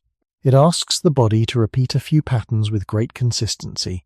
Sit, look forward, bend the neck, hold the shoulders, type, tap, drive, stand briefly, sit again. After 30, the effect of this repetition can become more visible because the body is carrying more years of the same messages. A chair may feel harmless in a single hour, but a life arranged around chairs teaches the hips, back, and legs a narrow habit. A screen may seem light because it weighs nothing, but it can hold the head, eyes, jaw, and shoulders in tension for long periods. A flat floor may be convenient, but it gives the ankles and balance systems less variety. A world of elevators, vehicles, and delivered goods saves effort, but it also removes many small movements that once kept the body quietly prepared. The body does not judge these changes. It adapts. That adaptation can later feel like betrayal when the person asks for something outside the usual pattern. A long walk on uneven ground feels tiring. A day without a proper chair feels strange. A heavy box surprises the back. A night in an awkward position leaves a longer mark. The body is not suddenly weaker without history. It is showing the history of the spaces it has lived in. This is why pain after 30 should be handled with care in a story like this. It is not proof of one cause. It is not something to ignore.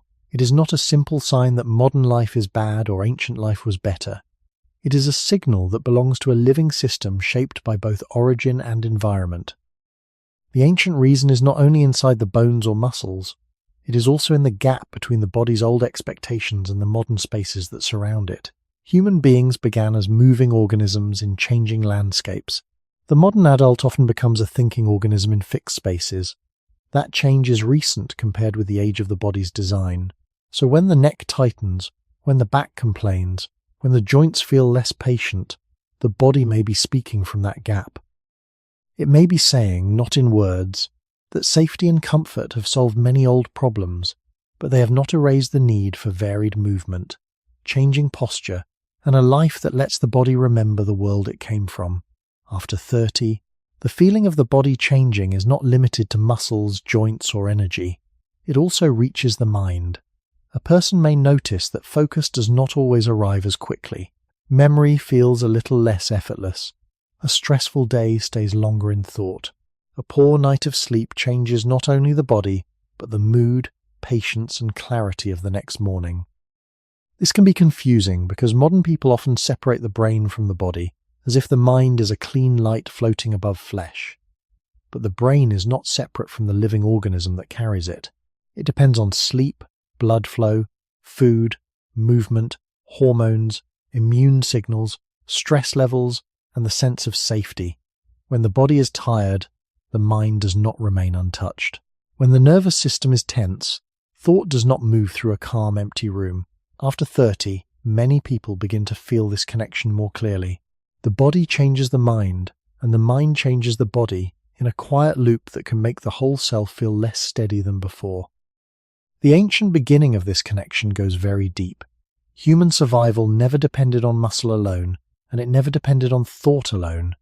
It depended on a body-brain system moving through a real world. The eyes had to notice distance and danger. The ears had to follow sound. The hands had to handle tools and materials. The memory had to hold places, seasons, faces, paths, foods, risks, and social relationships. The brain was not built for abstract productivity in isolation. It was built inside a moving body among other people, in environments where attention mattered because life was uncertain. We should not pretend to know exactly how ancient people thought or felt. Archaeology cannot give us their private inner voice, but it can remind us that human cognition developed in relation to land, movement, food, tools, fire, group life, and changing conditions. The brain grew as part of the whole organism, not apart from it. Modern life often asks the brain to work in a very different pattern. It asks for long attention while the body sits still. It asks for constant decision-making without physical completion. It asks for emotional restraint under artificial light, near screens, inside rooms, while messages and responsibilities continue to arrive. The body may not be walking across dangerous ground, but the brain may still behave as if demands must be watched. This is where mental fatigue after 30 becomes part of the same story as physical fatigue. A person may not feel old, and may not be old in any simple sense, but the mind begins to reveal the cost of living under continuous pressure. Focus becomes more fragile when sleep is poor. Memory feels more crowded when worry is constant. Mood becomes less stable when recovery is incomplete. These changes should not be turned into a frightening claim. They are ordinary parts of being a living adult, shaped by many factors, and they vary widely from person to person. But they matter because the feeling of betrayal often begins when the mind no longer feels like a reliable commander. You tell yourself to concentrate, but attention drifts. You tell yourself to relax, but the body remains alert. You tell yourself to sleep, but thought keeps moving. The ancient body does not always obey modern instructions because its systems are older than those instructions. In the early human story, alertness had purpose. Memory had survival value. Social awareness mattered. Rest depended on safety. Stress prepared the organism for response. In modern adulthood, those same systems can be activated by problems that have no clear physical ending. Work, bills, family concerns, digital noise, social comparison, and the feeling of always being behind. After 30, as responsibilities accumulate and recovery becomes more conditional, the brain may carry this pressure with less hidden reserve. The result is not only a tired body, it is a tired whole person. The ancient reason is that the brain has always aged inside the same body, under the same rules of energy, repair, rhythm, and stress. It cannot be understood as separate from sleep, movement, pain, light, food, and safety. So when your thinking feels slower, your patience thinner, or your memory less smooth after 30, the body may not be betraying the mind. It may be showing that the mind was never outside the body at all. The brain is often described as if it lives above the body, but it is one of the most demanding organs the body carries. It needs a steady supply of energy. It depends on blood flow, oxygen, sleep, nourishment, movement, temperature regulation, and the signals that come from muscles, organs, hormones, and the nervous system. When the body is under strain, the brain is not watching from a distance. It is involved. After 30, this becomes easier to feel because the mind may no longer recover from imbalance as quietly as it once did. A night of broken sleep can make thinking slower. A long period of stress can make memory feel crowded. Too little movement can leave the body dull, and that dullness can reach the mind. Pain can narrow attention. Worry can change breathing, posture, appetite, and rest. The person may say, "My brain is tired," but the tiredness is not only in thought, it belongs to the whole organism. This is an important part of the ancient reason behind the feeling of betrayal. Human beings did not evolve as brains carried by machines.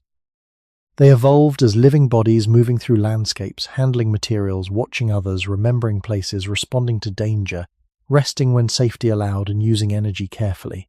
The brain served life inside a body. It helped coordinate movement, attention, social connection, memory, and planning. But it did so while depending on the body's condition. We should not imagine that ancient humans had simple minds or perfect rhythms. Their lives could be uncertain and difficult. But their mental life was still tied to bodily realities in a direct way. Distance, hunger, weather, tools, children, group safety, shelter, fire, and the changing light of day. The modern brain lives with many of the same biological needs, but inside a world that often gives different signals. It may receive more information than it can calmly use. It may face problems that cannot be solved by movement. It may remain alert while the body stays seated. It may process screens, voices, deadlines, messages, and worries late into the evening, while the older systems of sleep and recovery wait for darkness, quiet, and release. After 30, when responsibilities often become heavier, the brain can feel less like a clear command center and more like a crowded room. This does not mean the mind is failing. It may mean the brain is carrying too many demands without enough restoration from the body that supports it. The ancient body-brain system was shaped to save energy when possible and to spend it when necessary. Attention itself is costly. Emotional control is costly. Remembering obligations is costly. Holding back reactions is costly. Planning for the future is costly. These costs may not leave mud on the feet or soreness in the hands, but the body still pays for them. Modern life can make these costs invisible because mental effort does not look like physical labor. A person can sit at a desk all day and appear still, yet internally they may be regulating stress, solving problems, suppressing irritation, tracking time, and preparing for the next demand. The brain uses the body to do this. The heart rate, breathing, muscle tension, digestion, sleep pressure, and alertness all become part of the same response. When that response continues too long, the mind becomes tired through the body, and the body becomes tired through the mind. The older human beginning helps explain why this feels so deep. Our ancestors needed attention, memory, and social awareness because survival depended on noticing patterns in the world. But those patterns were tied to land, seasons, movement, and people nearby. Modern attention often has no natural boundary. It can be pulled across distance by a screen. It can be awakened at night by a message. It can be filled with distant fears, future tasks, and problems that cannot be touched by the hands. After 30, when sleep, recovery, and energy may become less forgiving, this constant mental reach can make the whole body feel less stable. The brain is not betraying the body, and the body is not betraying the brain. They are one system, shaped by an older world, trying to live inside a newer one. When focus weakens or memory feels less smooth, the message may be quieter than fear. It may simply be this: the mind needs the body's rhythms more than modern life has taught us to remember. Modern life can keep the brain awake long after the body appears to be at rest. A person may sit in a quiet room, lie in a safe bed, or walk through an ordinary day, yet the mind continues to scan for unfinished demands. There are messages to answer, bills to remember, people to care for, work to complete, health to watch, time to manage, and a future that never becomes fully silent. After 30, This kind of alertness can feel heavier because the body may have less room to absorb it without consequence. The mind becomes tired, but the tiredness does not stay in thought alone. It travels into the shoulders, the jaw, the stomach, the breath, the eyes, the back, and the quality of sleep. This is one reason the body can seem to betray you after 30. The signal begins in one place, but the whole organism carries it. The ancient human body was not built for an endless stream of abstract demands. Its alert systems developed in relation to the physical world. Attention helped a person notice movement, sound, weather, food, tools, fire, children, strangers, animals, paths, and social signals. Memory helped hold places, seasons, dangers, and relationships. Stress prepared the body to respond when something mattered. We should not pretend to know the inner experience of early humans, and we should not reduce their lives to a simple picture of danger. Human groups were complex, social, and adaptable, but their bodies and brains were shaped in environments where many pressures had a clearer relationship to action. A path could be followed, a load could be put down, darkness could slow activity, a threat could pass. A task could end when the material world allowed it to end. Modern pressure often lacks that clean boundary. It can continue through light, sound, memory, and expectation. A problem can follow the person without requiring the body to move. A worry can stay active while the room is safe. A message can reach the brain at the hour when older rhythms would be preparing for sleep. The nervous system may respond with watchfulness, but there is no obvious landscape to cross, no weight to carry away, no physical event that finishes the response. After 30, when recovery is less automatic and energy is more carefully distributed, this open-ended alertness can make both brain and body feel strained. The person may wake with a tired mind and a tense body, even after being physically still for many hours. This does not mean the person is weak. It means the brain and body are still connected by old systems of survival, repair, and regulation. The modern adult often asks the brain to remain useful for a long, bright, information-heavy day while asking the body to remain still. This is a strange request for an organism whose thinking developed inside movement, sensation, social presence, and changing surroundings. The eyes stay close to screens. The hands repeat small motions. The ears receive noise without rest. The posture holds attention in the neck and shoulders.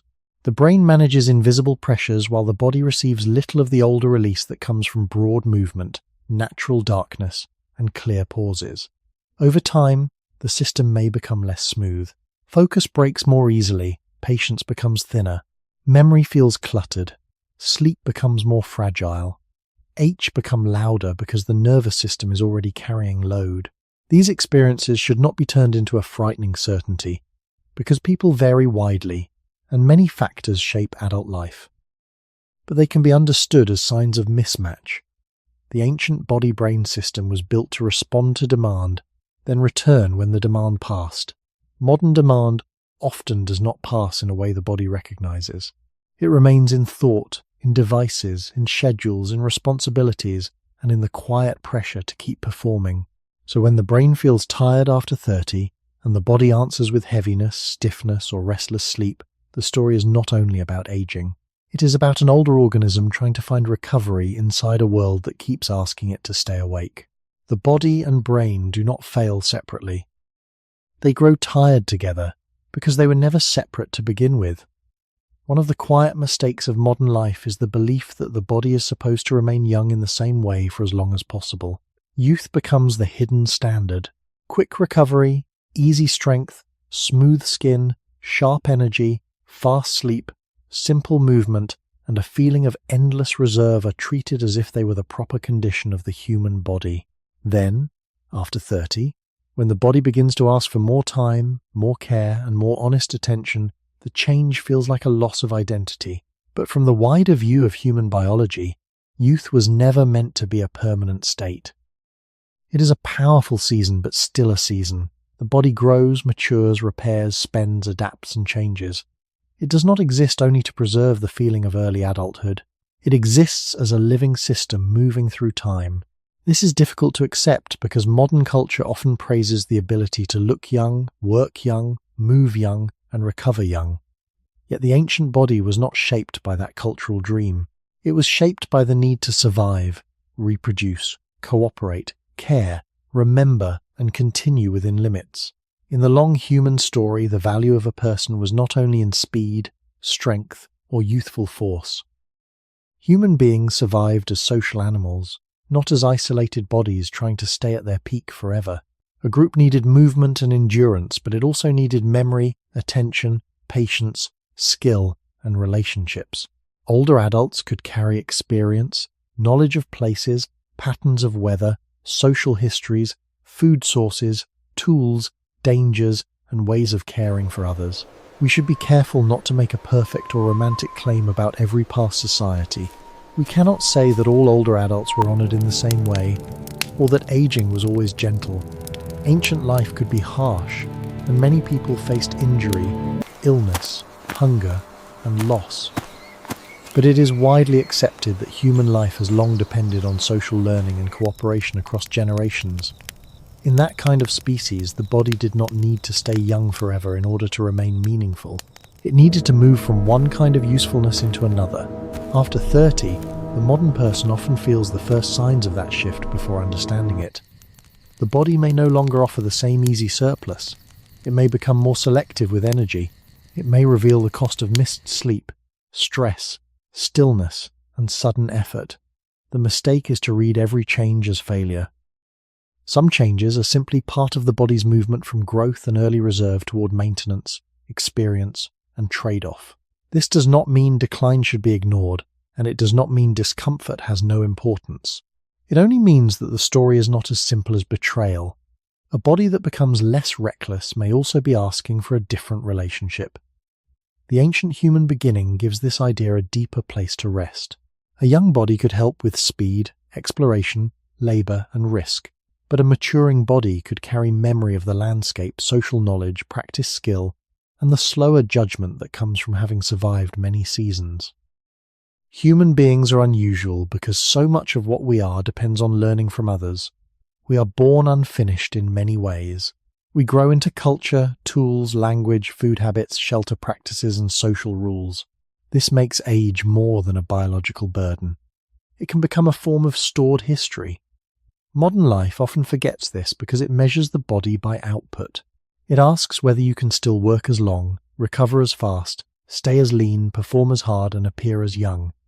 But the older human story asks a wider question. What does a body become when it is no longer only proving its power? After 30, the body may begin to move away from easy excess and toward clearer limits. Those limits can be frustrating, but they can also teach attention. They remind us that the body is not a machine failing its owner. It is an organism moving through stages that are older than modern ambition. The ancient reason is not that humans were designed to collapse after youth. It is that humans were never designed to be young forever. The body's meaning was always larger than peak strength, and age was always part of the human story rather than an error outside it. An older body does not only carry wear, it also carries memory. Not memory in the simple sense of names and stories, but memory stored in skill, timing, caution, recognition, and the ability to notice patterns that a younger person may pass too quickly. In human life, this matters deeply, because people survive not only by strength, but by learning from those who came before them. A landscape is not just land if someone remembers where water may collect, where footing becomes dangerous, where certain plants appear, where animals pass, where storms change the path, or where a group once found shelter. A tool is not just an object if someone knows how it breaks, how it is repaired, and how long it can be trusted. A child is not only cared for by force, but by patience, attention, and repeated knowledge. This is why the body after 30 should not be understood only as a body moving away from youth. It may also be a body entering a different kind of usefulness. The ancient human story supports this careful view because human beings have always depended on more than individual power. We are a species of shared knowledge. We learn food habits, tool use, social rules, danger signs, movement patterns, care, timing, and meaning from others. Archaeology cannot tell us exactly what every older person felt or how every group treated age, and we should not invent a perfect past. But across human societies, knowledge passed between generations has been essential. It is reasonable to think that adults who had lived through many seasons could sometimes hold practical value for the group, not because their bodies were untouched by time, but because their lives had become records of experience. After 30, modern people often miss this broader meaning because the culture around them measures the body in narrow ways. It asks whether the body is still fast, still lean, still energetic, still attractive, still able to work late, still able to recover without complaint. These are not useless qualities, but they are not the whole human story. A slower body may also become a more observant body. A body that no longer rushes without cost may become more careful with effort. A person who has felt injury, fatigue, stress, responsibility, and recovery may understand limits with more depth than before. This is not a romantic claim that aging is always gentle or wise. Age can bring difficulty, and the body can suffer in real ways. But the loss of easy youth is not the same thing as the loss of value. In the ancient beginning of our species, life depended on continuity. Children needed adults. Younger adults needed what older adults had learned. Groups needed memory of places, techniques, dangers, seasons, and social relationships. The body was part of this continuity. It carried scars, habits, practiced movements, caution, and knowledge of what repeated time had taught. Modern adulthood after 30 can feel painful because it often separates usefulness from wisdom. It treats the body as valuable only when it performs like a young body. But the older human pattern suggests something wider. A maturing person may carry less careless speed, yet more understanding of cost. Less automatic strength, yet more knowledge of when strength should be spent. Less tolerance for sleeplessness, yet more respect for recovery. Less desire to prove endless capacity, yet more ability to see that life is not meant to be lived as a permanent test. This connects directly to the feeling of betrayal. The body may seem to betray you because it no longer serves the fantasy of endless youth, but perhaps it is also pulling you toward a more ancient role, not only to move, produce, and endure, but to remember, guide, choose, and carry forward what experience has taught. After 30, the body begins to speak with more limits, but limits are not only walls. Sometimes they are the edges that teach a person how much life has already passed through them, and how much quiet knowledge remains inside. After 30, the body can begin to teach a different lesson about strength. Not the strength of always pushing harder, but the strength of knowing that every effort has a cost. In youth, it is easy to confuse power with endless permission. The body recovers quickly enough that many limits remain hidden. You can sleep too little, move too suddenly, work too late, worry too long, and still feel almost unchanged. Because the body forgives quickly, the mind learns to expect forgiveness. Later, when the body becomes less forgiving, the change feels like a loss, but it may also be a correction. The body is not only saying that it has less energy than before, it is saying that energy was never free. It is not only saying that recovery takes longer, it is saying that recovery was always part of strength. It is not only saying that speed has changed, it is saying that speed was never the only measure of being alive. This matters because the human story was never built only around youthful force. A group made only of the fastest, strongest, and most restless individuals would still be incomplete. Human survival also needed those who remembered, those who noticed patterns, those who could repeat a skill patiently, those who understood when not to spend energy, when to wait, when to repair, when to move carefully, and when to protect others from unnecessary risk. We should not pretend that ancient communities were perfect, or that every older adult held a respected place.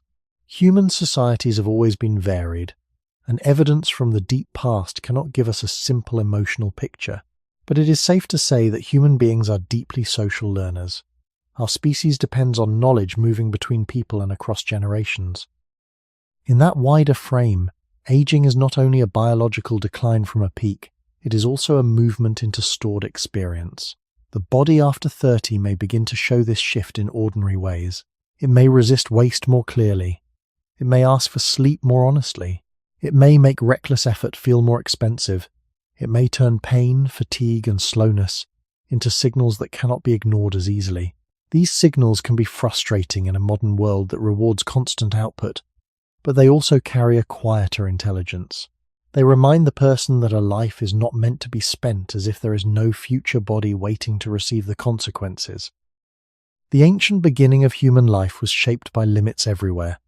Limited energy, limited food, limited safety, limited daylight, limited healing, limited certainty. A body that survived within limits had to be selective. It had to spend when spending mattered, and conserve when conservation mattered. It had to endure, but not endlessly. It had to move, but also repair.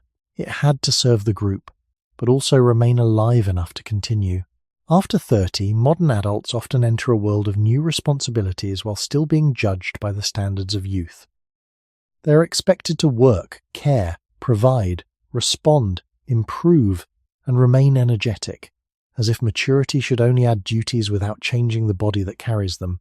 This is where the feeling of betrayal becomes sharp. The body seems to withdraw at the moment.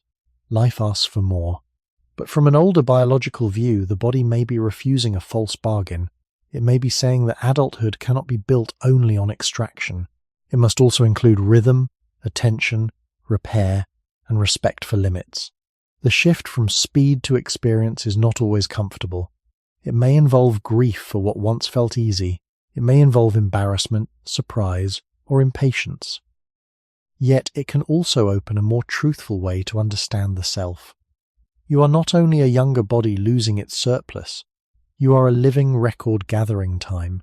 Your slower recovery, your need for better rhythm, your less automatic strength, and your sharper awareness of cost all belong to the same long human pattern. The ancient reason is not that the body turns cruel after 30. It is that the body begins to reveal the trade-offs that youth was able to conceal. And inside those trade-offs, strength can change its shape, from speed into judgment, from excess into care, from proving into understanding, from endless pushing into the quieter question of how a human life can be carried well through time. Modern life has given the human body something rare in the long story of our species: protection from many immediate dangers. Clean water, safer shelter, medicine, stable food systems, controlled temperature, transport, and less exposure to the open environment have changed the human experience in deep ways. These changes should not be dismissed. They have reduced many forms of suffering, and they allow many people to live longer, recover from illnesses that were once far more dangerous, and survive injuries or conditions that might have ended life in earlier times. But there is a quiet paradox here. The more modern life protects the body from certain dangers, the more time the body has to reveal its slower limits. A person after 30 may feel betrayed not because life is harsher than before, but because life has become long and stable enough for gradual biological change to become visible.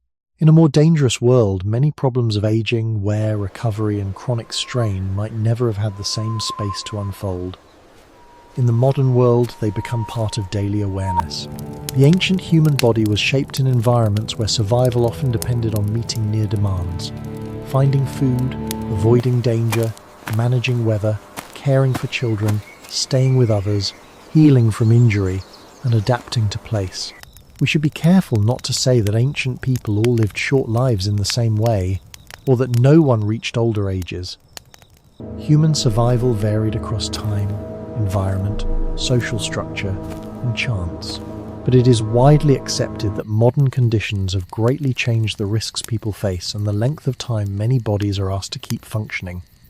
This creates a new kind of visibility. The body is no longer only tested by immediate threats. It is tested by duration. It must carry the person through long years of work, stress, sitting, artificial light, abundant food, repeated routines, and responsibilities that may stretch across decades. After 30, the body may begin to show not one sudden collapse, but the accumulated evidence of being protected, prolonged, and exposed in a different way. This is not a reason to wish for the past. The past was not kinder simply because it was older. Earlier human life carried risks modern people are fortunate to avoid. Infection, injury, hunger, exposure, childbirth dangers, and physical hardship were real. The point is more careful. Modern safety changes the kind of problems the body reveals. A body that once might have been threatened more often by acute danger is now more often noticed through slow discomfort, fatigue, reduced recovery, stiffness, stress, and the long effects of habits. The body has been extended into a life with fewer immediate threats, but also with new patterns that its older systems did not evolve around. This is why the feeling after 30 can be so strange. A person may live in a safer room, with better food, better medicine, and more tools than almost any generation before, yet still feel that the body is less dependable. The contradiction is only apparent. Safety and comfort solve some problems while making others easier to see. A soft life does not erase aging. A long life gives aging more room. A stable life does not remove stress. It can transform stress into something continuous and abstract. A protected body is not a perfect body. It is still an ancient organism, carrying rules of energy, repair, movement, sleep, and adaptation into a world that keeps changing faster than biology can. The ancient reason behind this modern discomfort is partly that our bodies were shaped under one set of pressures and are now surviving under another. We have reduced many outside threats, but we have also created conditions in which the body's slow signals become constant companions. After 30, those signals may begin to feel louder because life has not ended the body's old needs. It has only covered them with new conveniences. The body still needs movement, rhythm, recovery, darkness, varied posture, social calm, and time to repair. When those needs are not met, the body speaks through fatigue, soreness, stiffness, and slower return. Modern life extends the body, but extension is not the same as freedom from limits. It gives the body more years, and in those years the body quietly reveals what it has always been. Not a machine made to run without cost, but a living record of protection, strain, history, and time. Some changes in the body become visible only when life gives them enough time to appear. This is one of the quiet differences between ancient human existence and the modern adult life many people know today. Earlier environments often pressed the body with urgent problems: injury, infection, hunger, cold, heat, childbirth, danger, violence, difficult travel, and exposure to the natural world.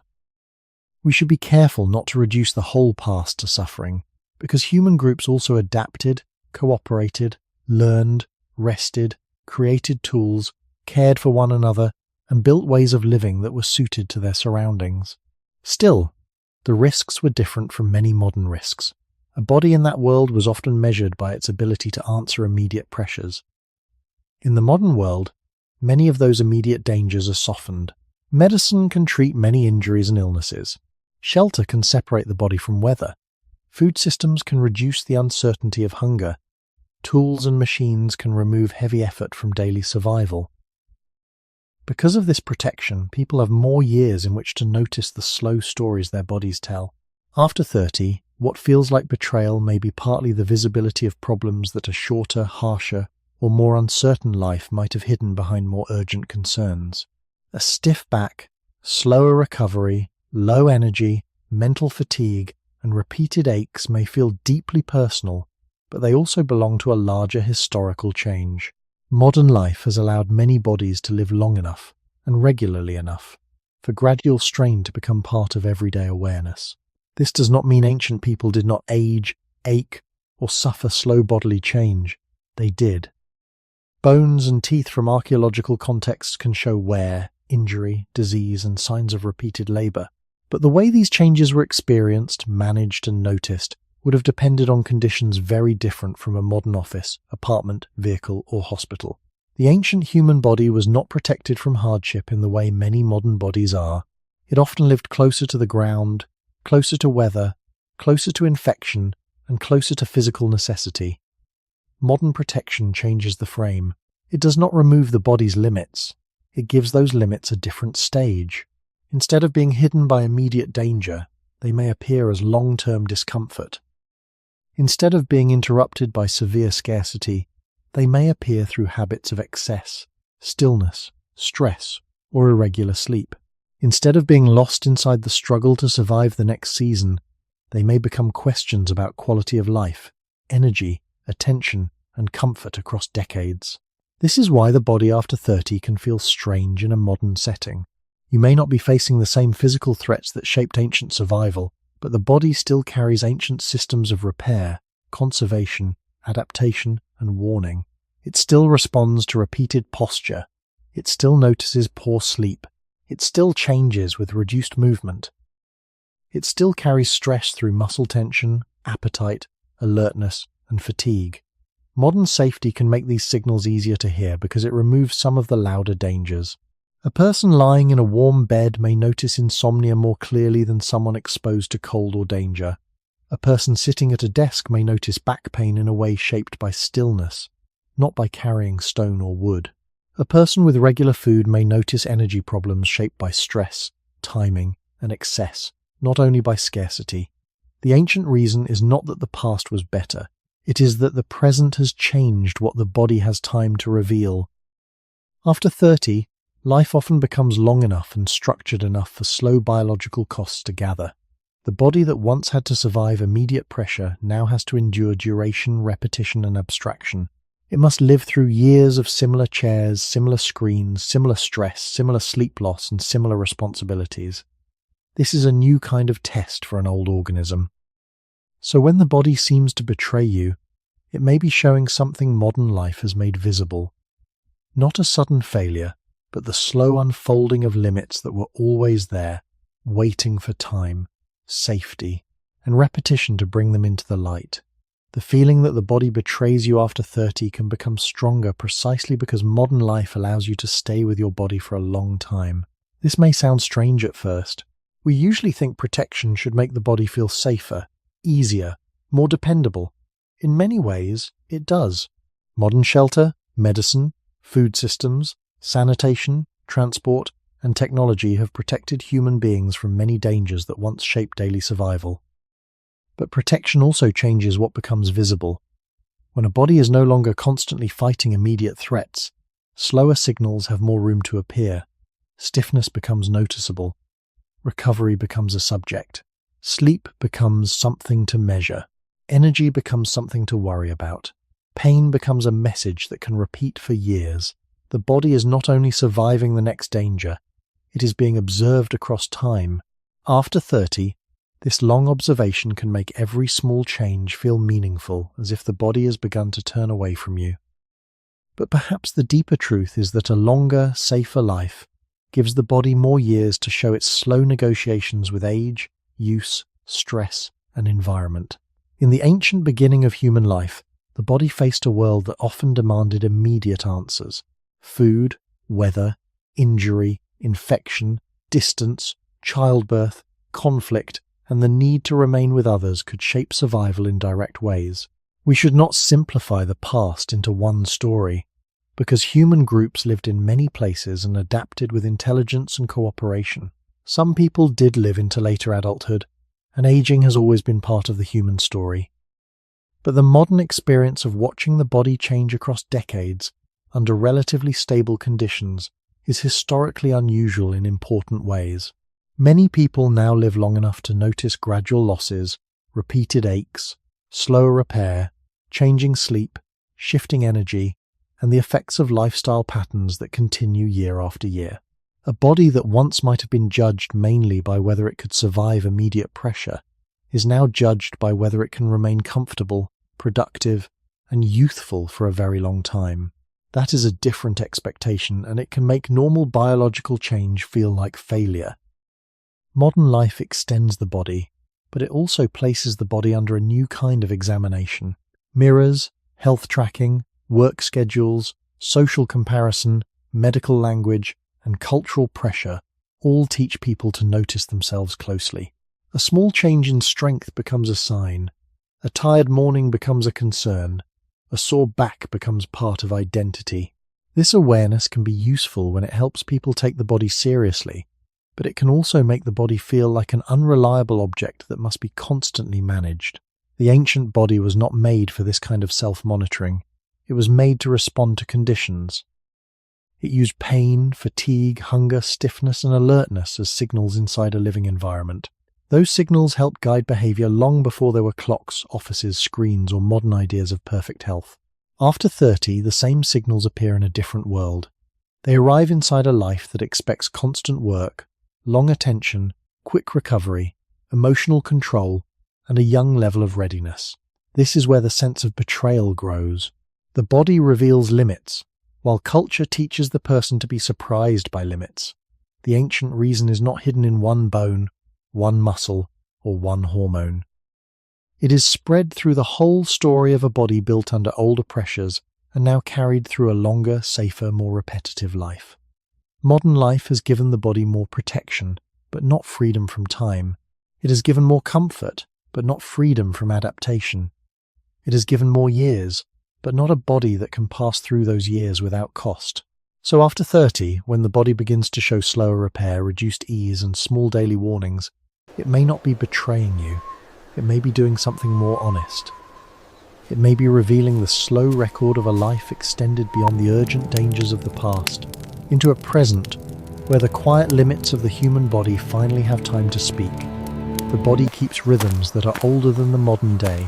It responds to light and darkness, movement and rest, hunger and fullness, stress and safety, effort and repair. These rhythms do not make the body perfect, and they do not protect it from every difficulty, but they give the body a pattern through which it understands life.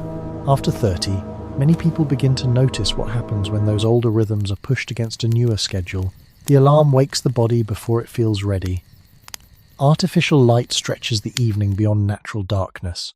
Work demands attention long after energy has begun to fade. Meals may come too quickly, too late, or without real pause. Movement may be delayed until the body has already spent the day sitting. Rest may be interrupted by thoughts, messages, noise, or responsibility. None of these things seems dramatic by itself. Together, they create a life that asks the body to ignore many of the signals it was built to follow. This is one reason the body can feel less loyal after 30. It is not only aging, it is the repeated friction between ancient timing and modern expectation. In the long human beginning, the body lived closer to natural cycles. Daylight shaped activity, darkness changed what could be done, weather interrupted effort, hunger and food availability mattered. Movement was part of reaching resources, carrying objects, caring for others, and staying connected to place. Rest depended on safety, group life, temperature, and the conditions around the body. We should not imagine this as peaceful or ideal. Ancient life could be difficult, uncertain, and physically dangerous, but the body's systems were shaped in relation to a world where rhythm came from the environment, not from a clock on the wall. Modern life has changed this relationship. It can ask the body to perform at the same level on a cold morning, a bright night, a stressful week, or after shallow sleep. It can treat energy as if it should arrive on schedule, focus as if it should remain stable, and recovery as if it should happen in the background while life continues. After 30, the body may become less able to hide the cost of this expectation. A night of poor sleep feels heavier. A week without movement leaves the back and hips more noticeable. Long attention under artificial light drains the mind, but the body has not received the satisfying completion of physical effort. Meals eaten in haste may fill the stomach without giving the nervous system a sense of rest. Stress may continue through the evening, even when the older body would benefit from a clearer descent into quiet. The ancient reason behind this discomfort is not that the body is weak, it is that the body was never organized around constant equal output. It was organized around changing states. There were times to spend energy and times to conserve it, times to be alert and times to release alertness, times to move and times to recover. Modern adulthood often blurs these borders. The person is expected to be awake, useful, reachable, calm, productive, and emotionally controlled across long stretches of time.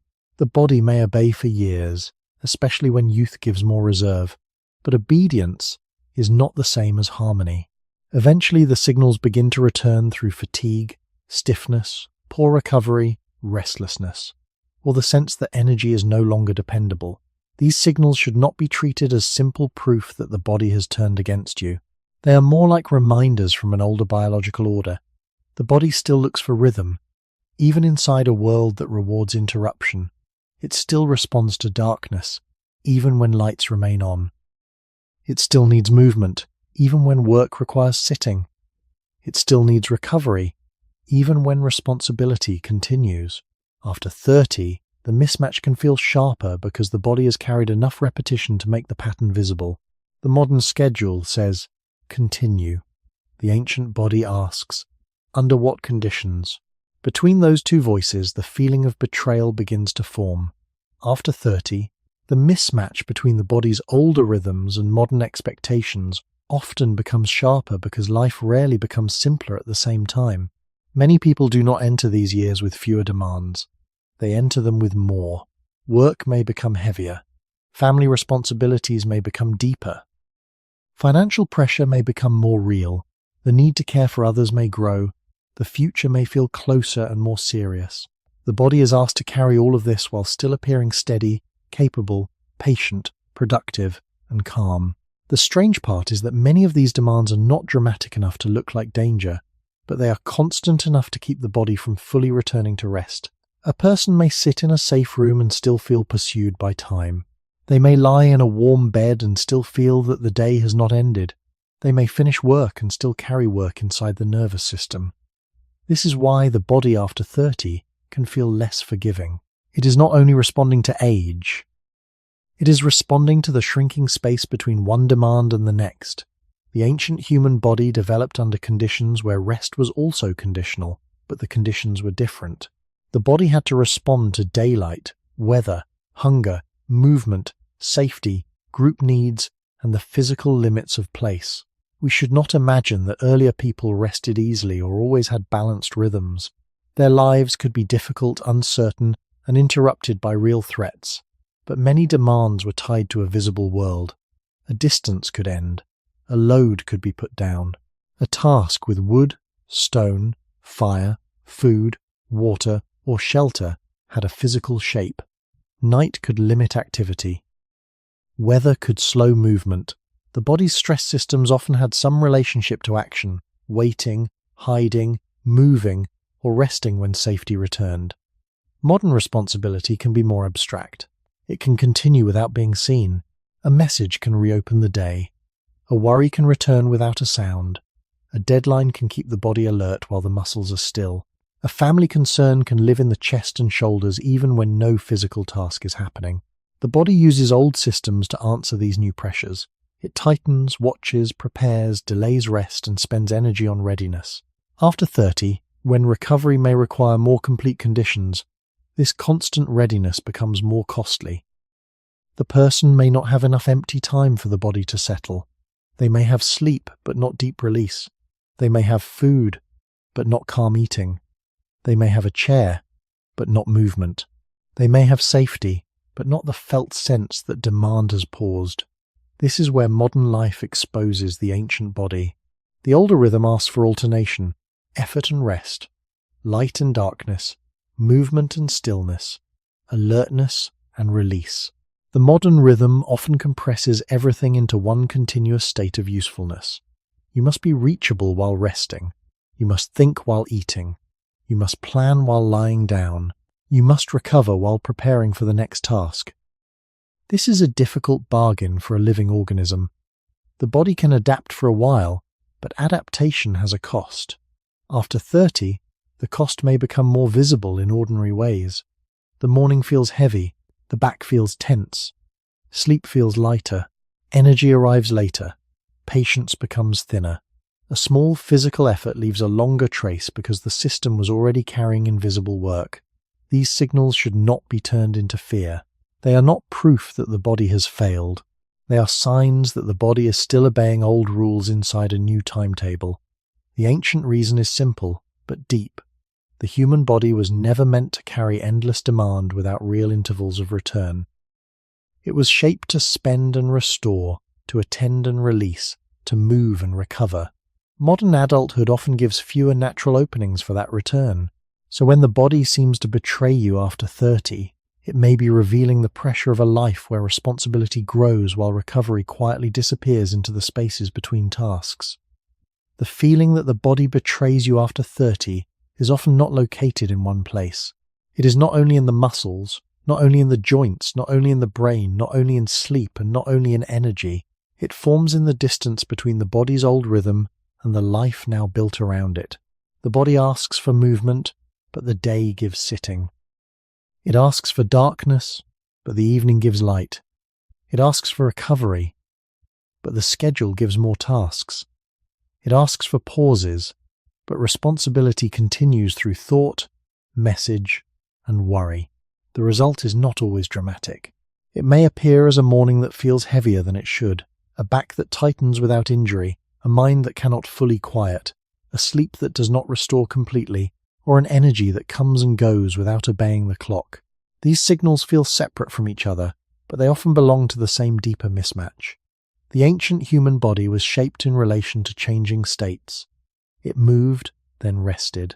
It watched, then released. It spent energy, then tried to restore it. It responded to light, darkness, temperature, hunger, fatigue, social safety, and the physical world. We should not imagine this as a perfect natural harmony. Earlier human lives could be difficult, uncertain, and dangerous. But the body's systems developed in a world where many signals came from the environment itself. The ground changed, the day ended, weather interrupted. Distance had limits. Hunger had bodily meaning. Social life happened close to the senses. Modern life has not removed the body from biology, but it has surrounded biology with a newer rhythm. Work can continue after darkness. Alertness can continue without movement. Stress can continue without visible danger. Food can appear without effort. Comfort can reduce hardship, while also reducing physical variation. This is where the feeling of betrayal becomes understandable. The body is asked to live as if it were a modern device, always ready when charged, always available when needed, always able to perform when the schedule begins. But the body is not a device. It is a living inheritance. It still measures cost. It still adapts to repetition. It still notices stress. It still needs repair. It still carries the memory of a species that survived by conserving and spending carefully, not by producing endlessly. After 30, this gap may become easier to feel because the body has had enough time to collect the effects of repeated patterns. Long sitting is no longer just one day of sitting. It becomes years of similar positions. Poor sleep is no longer just one night. It becomes a familiar rhythm. Stress is no longer just one problem. It becomes a background climate. Reduced movement is no longer an accident. It becomes the shape of life. The body responds to this accumulation quietly, then noticeably. It does not accuse. It reports. It tells the truth through fatigue, slower recovery, stiffness, scattered attention, and the loss of that easy youthful silence. The ancient reason is not a single hidden answer. It is the whole structure of being human, an old organism living inside a recent world. Modern life is not simply wrong, and the ancient world was not simply right. Modern life protects, heals, extends, and comforts. But it also creates expectations that older biology cannot always meet without cost. It asks for steady output from a body built for rhythm. It asks for still attention from a body built for movement. It asks for late alertness from a body that still responds to darkness. It asks for emotional control from a nervous system that evolved to prepare you. So the body's so-called betrayal is not one organ turning against you. It is the whole organism showing the distance between what it came from and what it now endures. After 30, that distance becomes harder to ignore. Not because the body has become false, but because it has become less silent. And perhaps the first honest answer is that the body is not breaking its promise. It is reminding you that no promise was ever made to live outside rhythm, outside time, outside the ancient conditions that shaped human life. Archaeology reminds us that the human body has always been part of history, not just a container for history. Long before written records, bodies left traces in the world. Bones, teeth, tools, hearths, shelters, pathways, footprints, grinding stones, cut marks, worn joints, healed injuries, and settlement remains all suggest that human life was lived through physical contact with place. These traces do not speak in a simple voice, and they must be treated carefully. They do not tell us exactly what a person feared, hoped, or thought while moving through a landscape. They do not allow us to build a perfect story of prehistoric feeling. But they do tell us something important. Human beings survived as embodied creatures.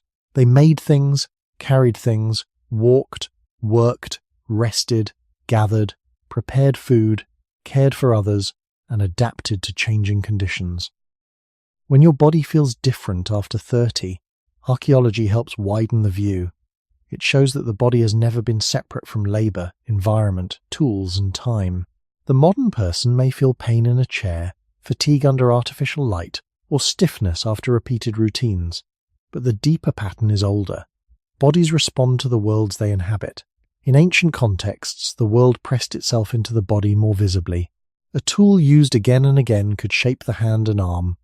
Repeated grinding or carrying could leave patterns of strain. Teeth could record diet and wear. Bones could reveal injury, healing, disease, or habitual stress. These signs must not be exaggerated into certainty about every individual life, yet they do show that the human body has always carried the evidence of how life was organized. The body was not an untouched natural object.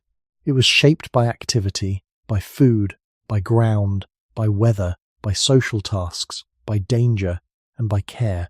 This matters because modern people often imagine aging as something happening only inside the body, as if time alone were responsible. Archaeology suggests a broader view.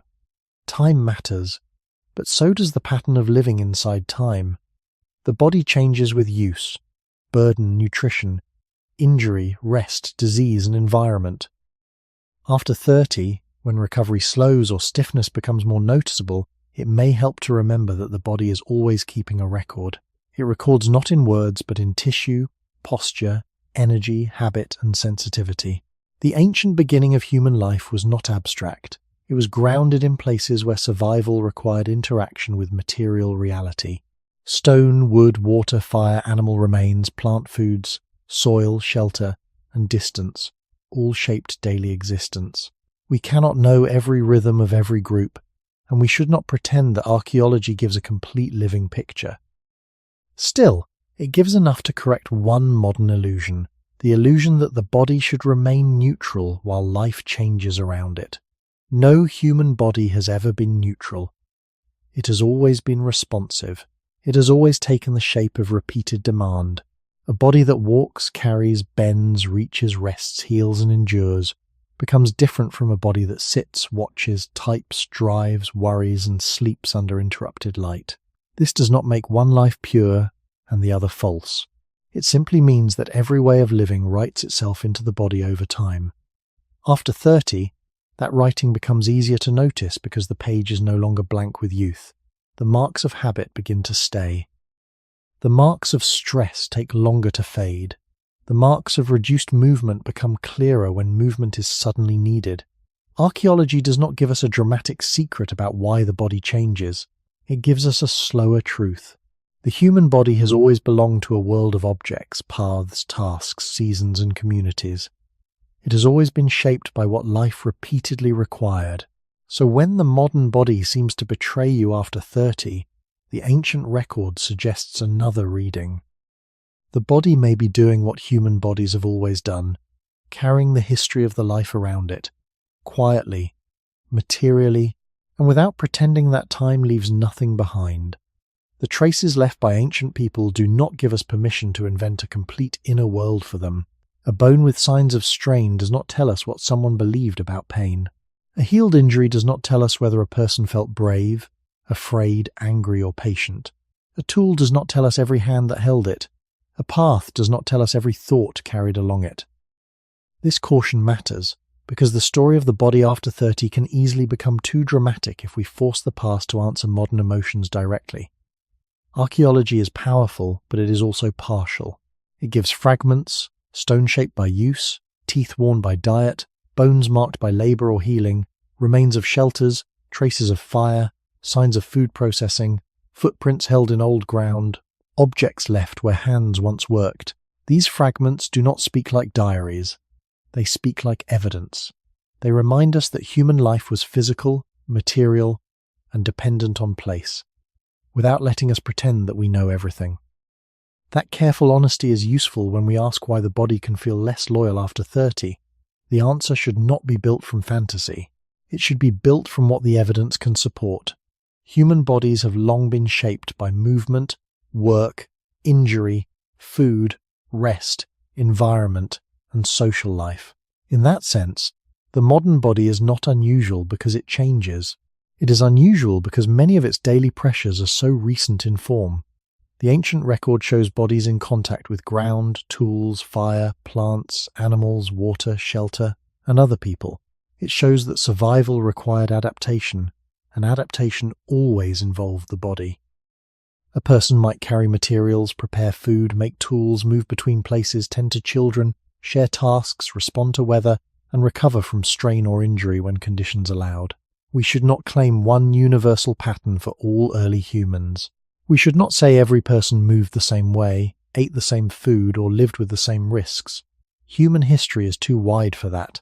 But the physical demand itself is not imaginary. It is written into the kinds of traces people left behind. The body had to participate.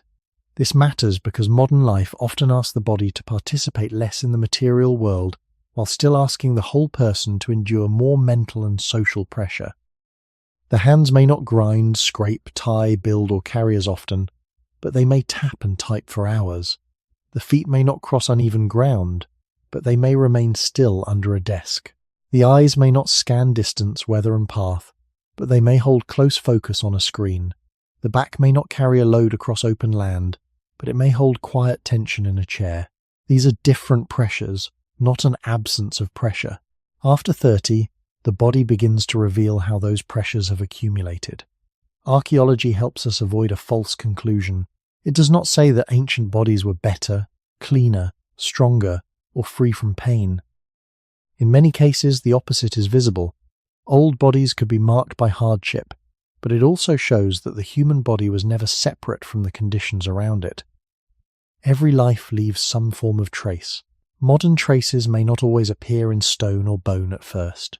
They appear in stiffness after stillness, fatigue after long attention, shallow sleep after extended stress, and a body that feels underused and overburdened at the same time. This is why the feeling of betrayal after 30 should be treated with patience. It may not be a sudden failure inside the body. It may be the body recording a modern life in the same basic way human bodies have always recorded life, by adapting to repeated demands. The ancient record does not give us a myth. It gives us a warning against myths.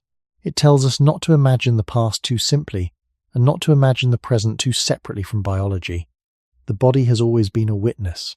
It witnesses terrain, labour, rest, care, stress, injury, nourishment, and time. After 30, that witness becomes harder to ignore, not because it has become untrue, but because it has finally begun to speak clearly enough for modern life to hear. When archaeology looks at the human body, it does not show a machine that was meant to remain untouched. It shows a body that has always lived in contact with pressure. Bones can heal, teeth can wear, joints can carry the marks of repeated use. Tools can suggest patterns of work. Settlements can suggest how people organize space, food, fire, shelter, and social life. None of this gives a complete picture, and it should never be used to pretend certainty where certainty is not possible. But it gives a grounded reminder. The human body has always been a record of the world around it. It records what it carries, what it lacks, what it repeats, what it survives, and what it must repair. After 30, when the body begins to feel less silent, this idea becomes important. The body is not simply breaking away from you. It may be recording your life in the same old way bodies have always recorded life. The difference is that the modern record looks different from the ancient one. In older human environments, the record might have included distance walked, food processed, weight carried, injuries healed, weather endured, ground crossed, tools used, and tasks shared. In modern life, the record may include long sitting, repeated stress, artificial light, shallow sleep, narrow movement, constant attention, and fewer natural pauses. The body does not rank these as ancient or modern. It only responds to repetition. It responds to load, absence, rhythm, tension, rest, and time. This is why the body after 30 can feel so personal and yet so historical. Your stiff back may feel like your private problem. Your slower recovery may feel like your private weakness. Your tired mind may feel like your private failure. But at a wider scale, these are also signs of an ancient organism living in a new arrangement of space, work, and expectation. The beginning of the human story was never only mental. It was written through bodies that moved, adapted, learned, suffered, healed, and depended on one another. Archaeology helps keep that truth honest because it does not let us float into pure imagination. It brings the body back to material evidence: stone, bone, tooth, ground, fire, shelter, tool, path. These things remind us that humans have always been shaped by their conditions. If conditions change, bodies respond. If conditions repeat, bodies learn. If conditions remove some demands while adding others, bodies carry the mixture. Modern life has removed many dangers, and that is a real achievement. But it has also created a life where the body may be physically underused, mentally overextended, protected from weather, exposed to constant light, surrounded by convenience, and still pressed by responsibility. After 30, the accumulated pattern becomes more visible. The body becomes less like a quiet servant and more like an archive. It begins to show what has been asked of it. It shows the narrowness of the chair, the strain of the screen, the cost of shortened sleep, the absence of varied movement, the pressure of worry, and the slow demand of time. This does not mean the body is doomed, and it does not mean ancient people lived better lives. It means that every body belongs to history. The ancient body was not perfect, and the modern body is not false. They are connected by the same biological rule. Life leaves marks. Some marks are visible in bones long after death.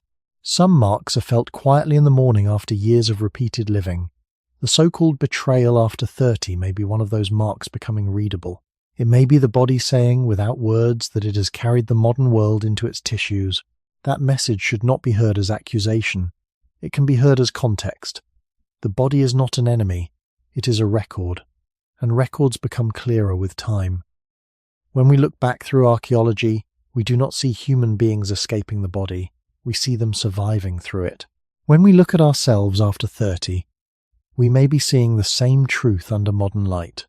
The body is still the place where history arrives, stays, and slowly becomes known. By the time the body begins to feel less forgiving, the story is no longer about one symptom, one habit, or one age. It is about many quiet systems speaking at once. Strength does not arrive as easily, because muscle has always needed demand. Recovery takes longer because repair has always needed time, energy, sleep, and safety.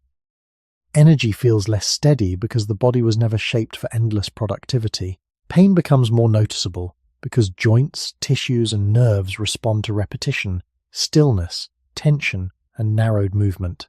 Focus becomes more fragile because the brain is not separate from the body that feeds, rests, moves, and protects it. These are not separate betrayals. They are different voices of the same organism. After 30, those voices often become easier to hear because youth no longer hides every cost. The body begins to reveal what it has always been doing beneath awareness: measuring demand, saving energy, repairing damage, adapting to repeated patterns, and carrying time. This does not mean the body turns against the person. It means the body stops pretending that life leaves no trace. The ancient beginning of this story matters because the human body did not come from comfort, constant light, fixed posture, or abstract pressure.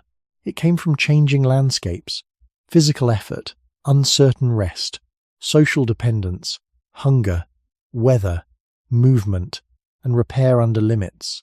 We should not romanticize that past. Earlier human lives were not pure, easy, or naturally perfect. They included hardship, injury, disease, loss, and many uncertainties. But those conditions shaped a body that understood the world through use, rhythm, caution, and adaptation. The modern adult carries that older body into a different kind of life.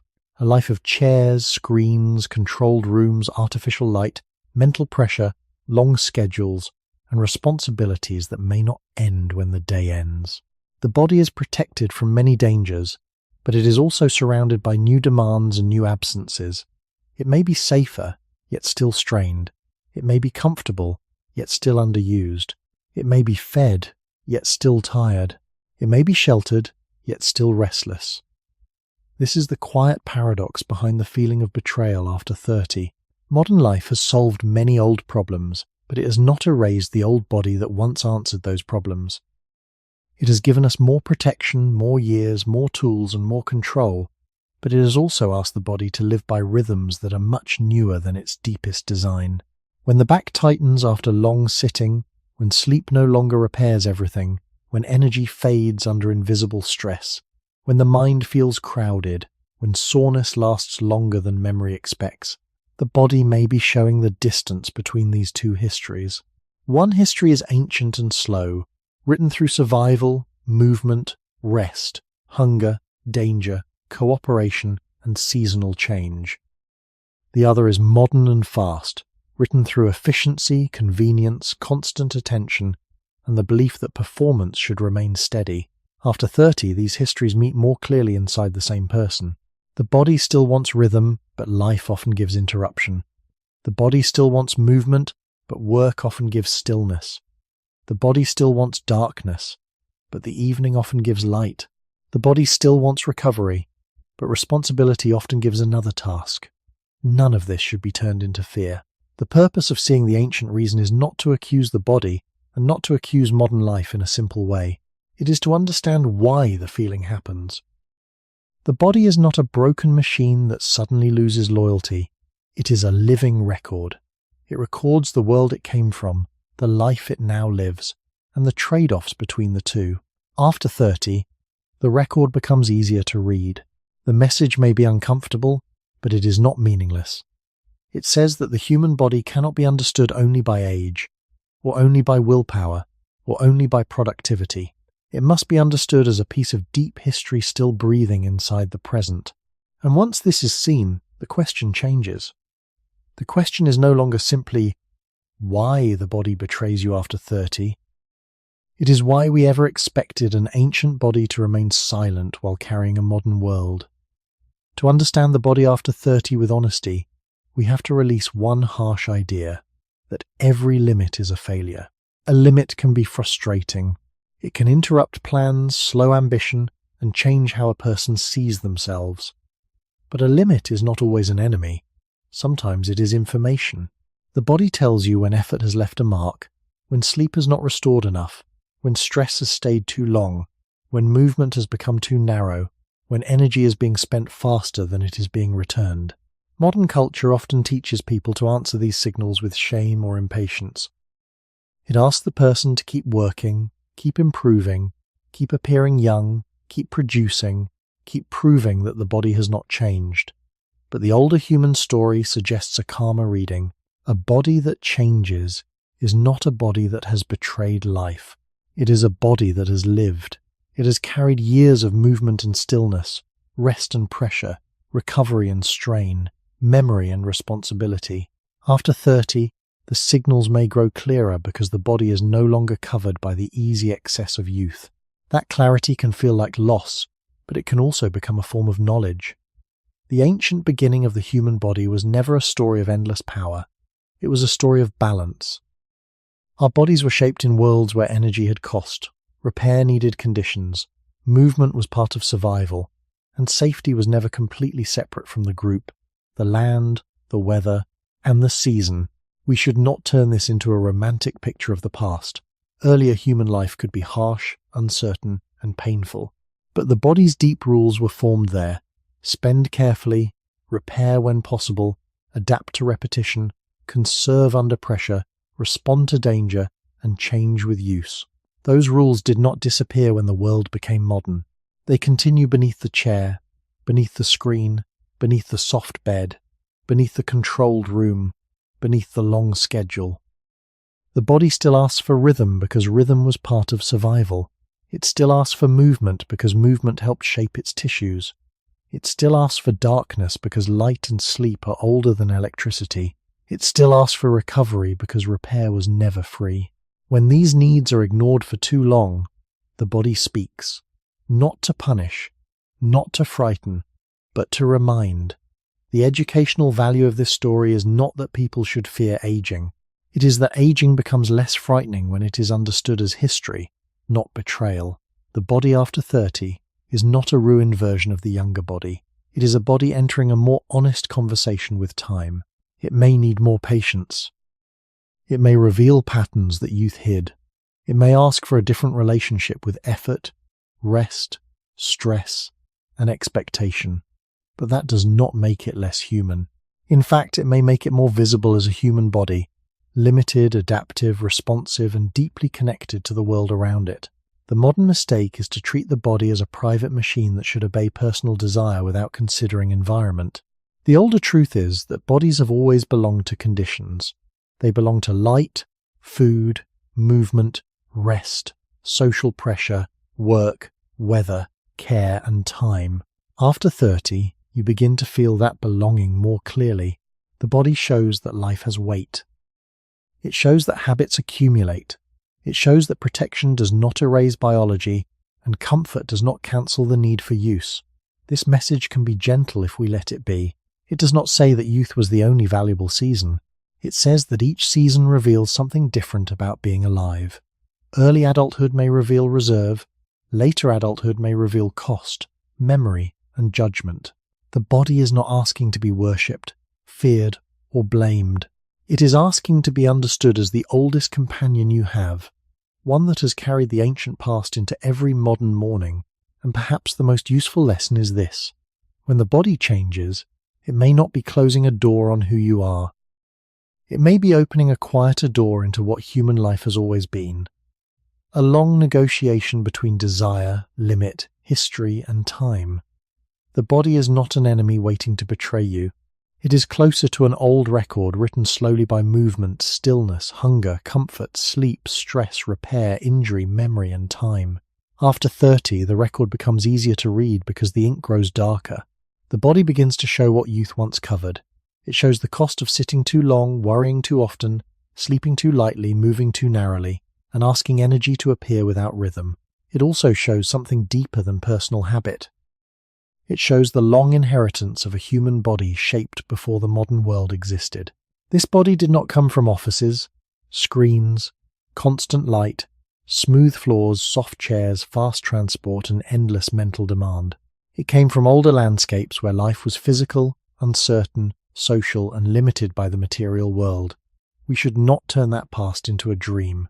Ancient life was not gentle simply because it was natural.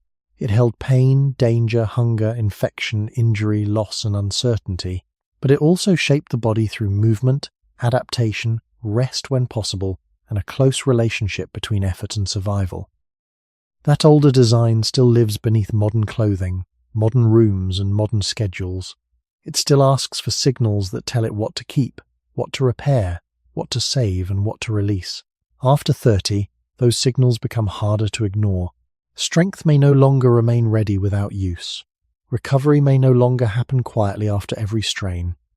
Energy may no longer feel endless when responsibility keeps widening. Pain may no longer stay silent when the body repeats the same narrow positions. Focus may no longer feel separate from sleep, tension, food, movement, and the nervous system. These are not separate failures. They are the body speaking as one system. It is saying that a human being is not only a mind with a body attached. A human being is a body-minded creature, shaped by the ground, by other people, by time, by pressure, by rest, and by the long memory of survival. The phrase betrayal is useful only because it names the feeling. It does not need to become the final truth. The body feels like it betrays you because it stops obeying the fantasy that nothing should change. But perhaps the fantasy was the stranger thing all along. No living body was ever promised endless youth. No muscle was promised endless strength without demand. No nervous system was promised endless alertness without quiet. No brain was promised clear thought without restoration. No life was promised growth without cost. The ancient reason is not a curse hidden in the body. It is the simple condition of being alive in a body that was shaped under limits, and now lives among expectations that often deny limits. Modern life has given us gifts that should not be dismissed. It has brought safety, healing, shelter, knowledge, and years that many earlier humans did not always have. But those gifts do not make us weightless. They do not lift us outside biology. They give the old body a longer modern life. and in that longer life the body continues to keep score in quiet ways. The message at the end is not to fear age. It is not to worship the past. It is not to blame the present. It is to listen more honestly. The body after 30 may be slower, but it is not empty. It may be less forgiving, but it is not meaningless. It may ask for rhythm, but that request is not weakness. It may reveal limits, but limits can also teach scale, patience, and care. What feels like betrayal may be the beginning of a more truthful relationship with the oldest part of yourself. The body is a living archive of human history, and every ache, fatigue, recovery, strength, and quiet warning belongs to that archive. So when the body changes after 30, when it no longer hides the cost of living as easily as before, perhaps the final question is not how to defeat it, or how to force it back into silence, but what kind of life becomes possible when we finally hear what this ancient body has been trying to say.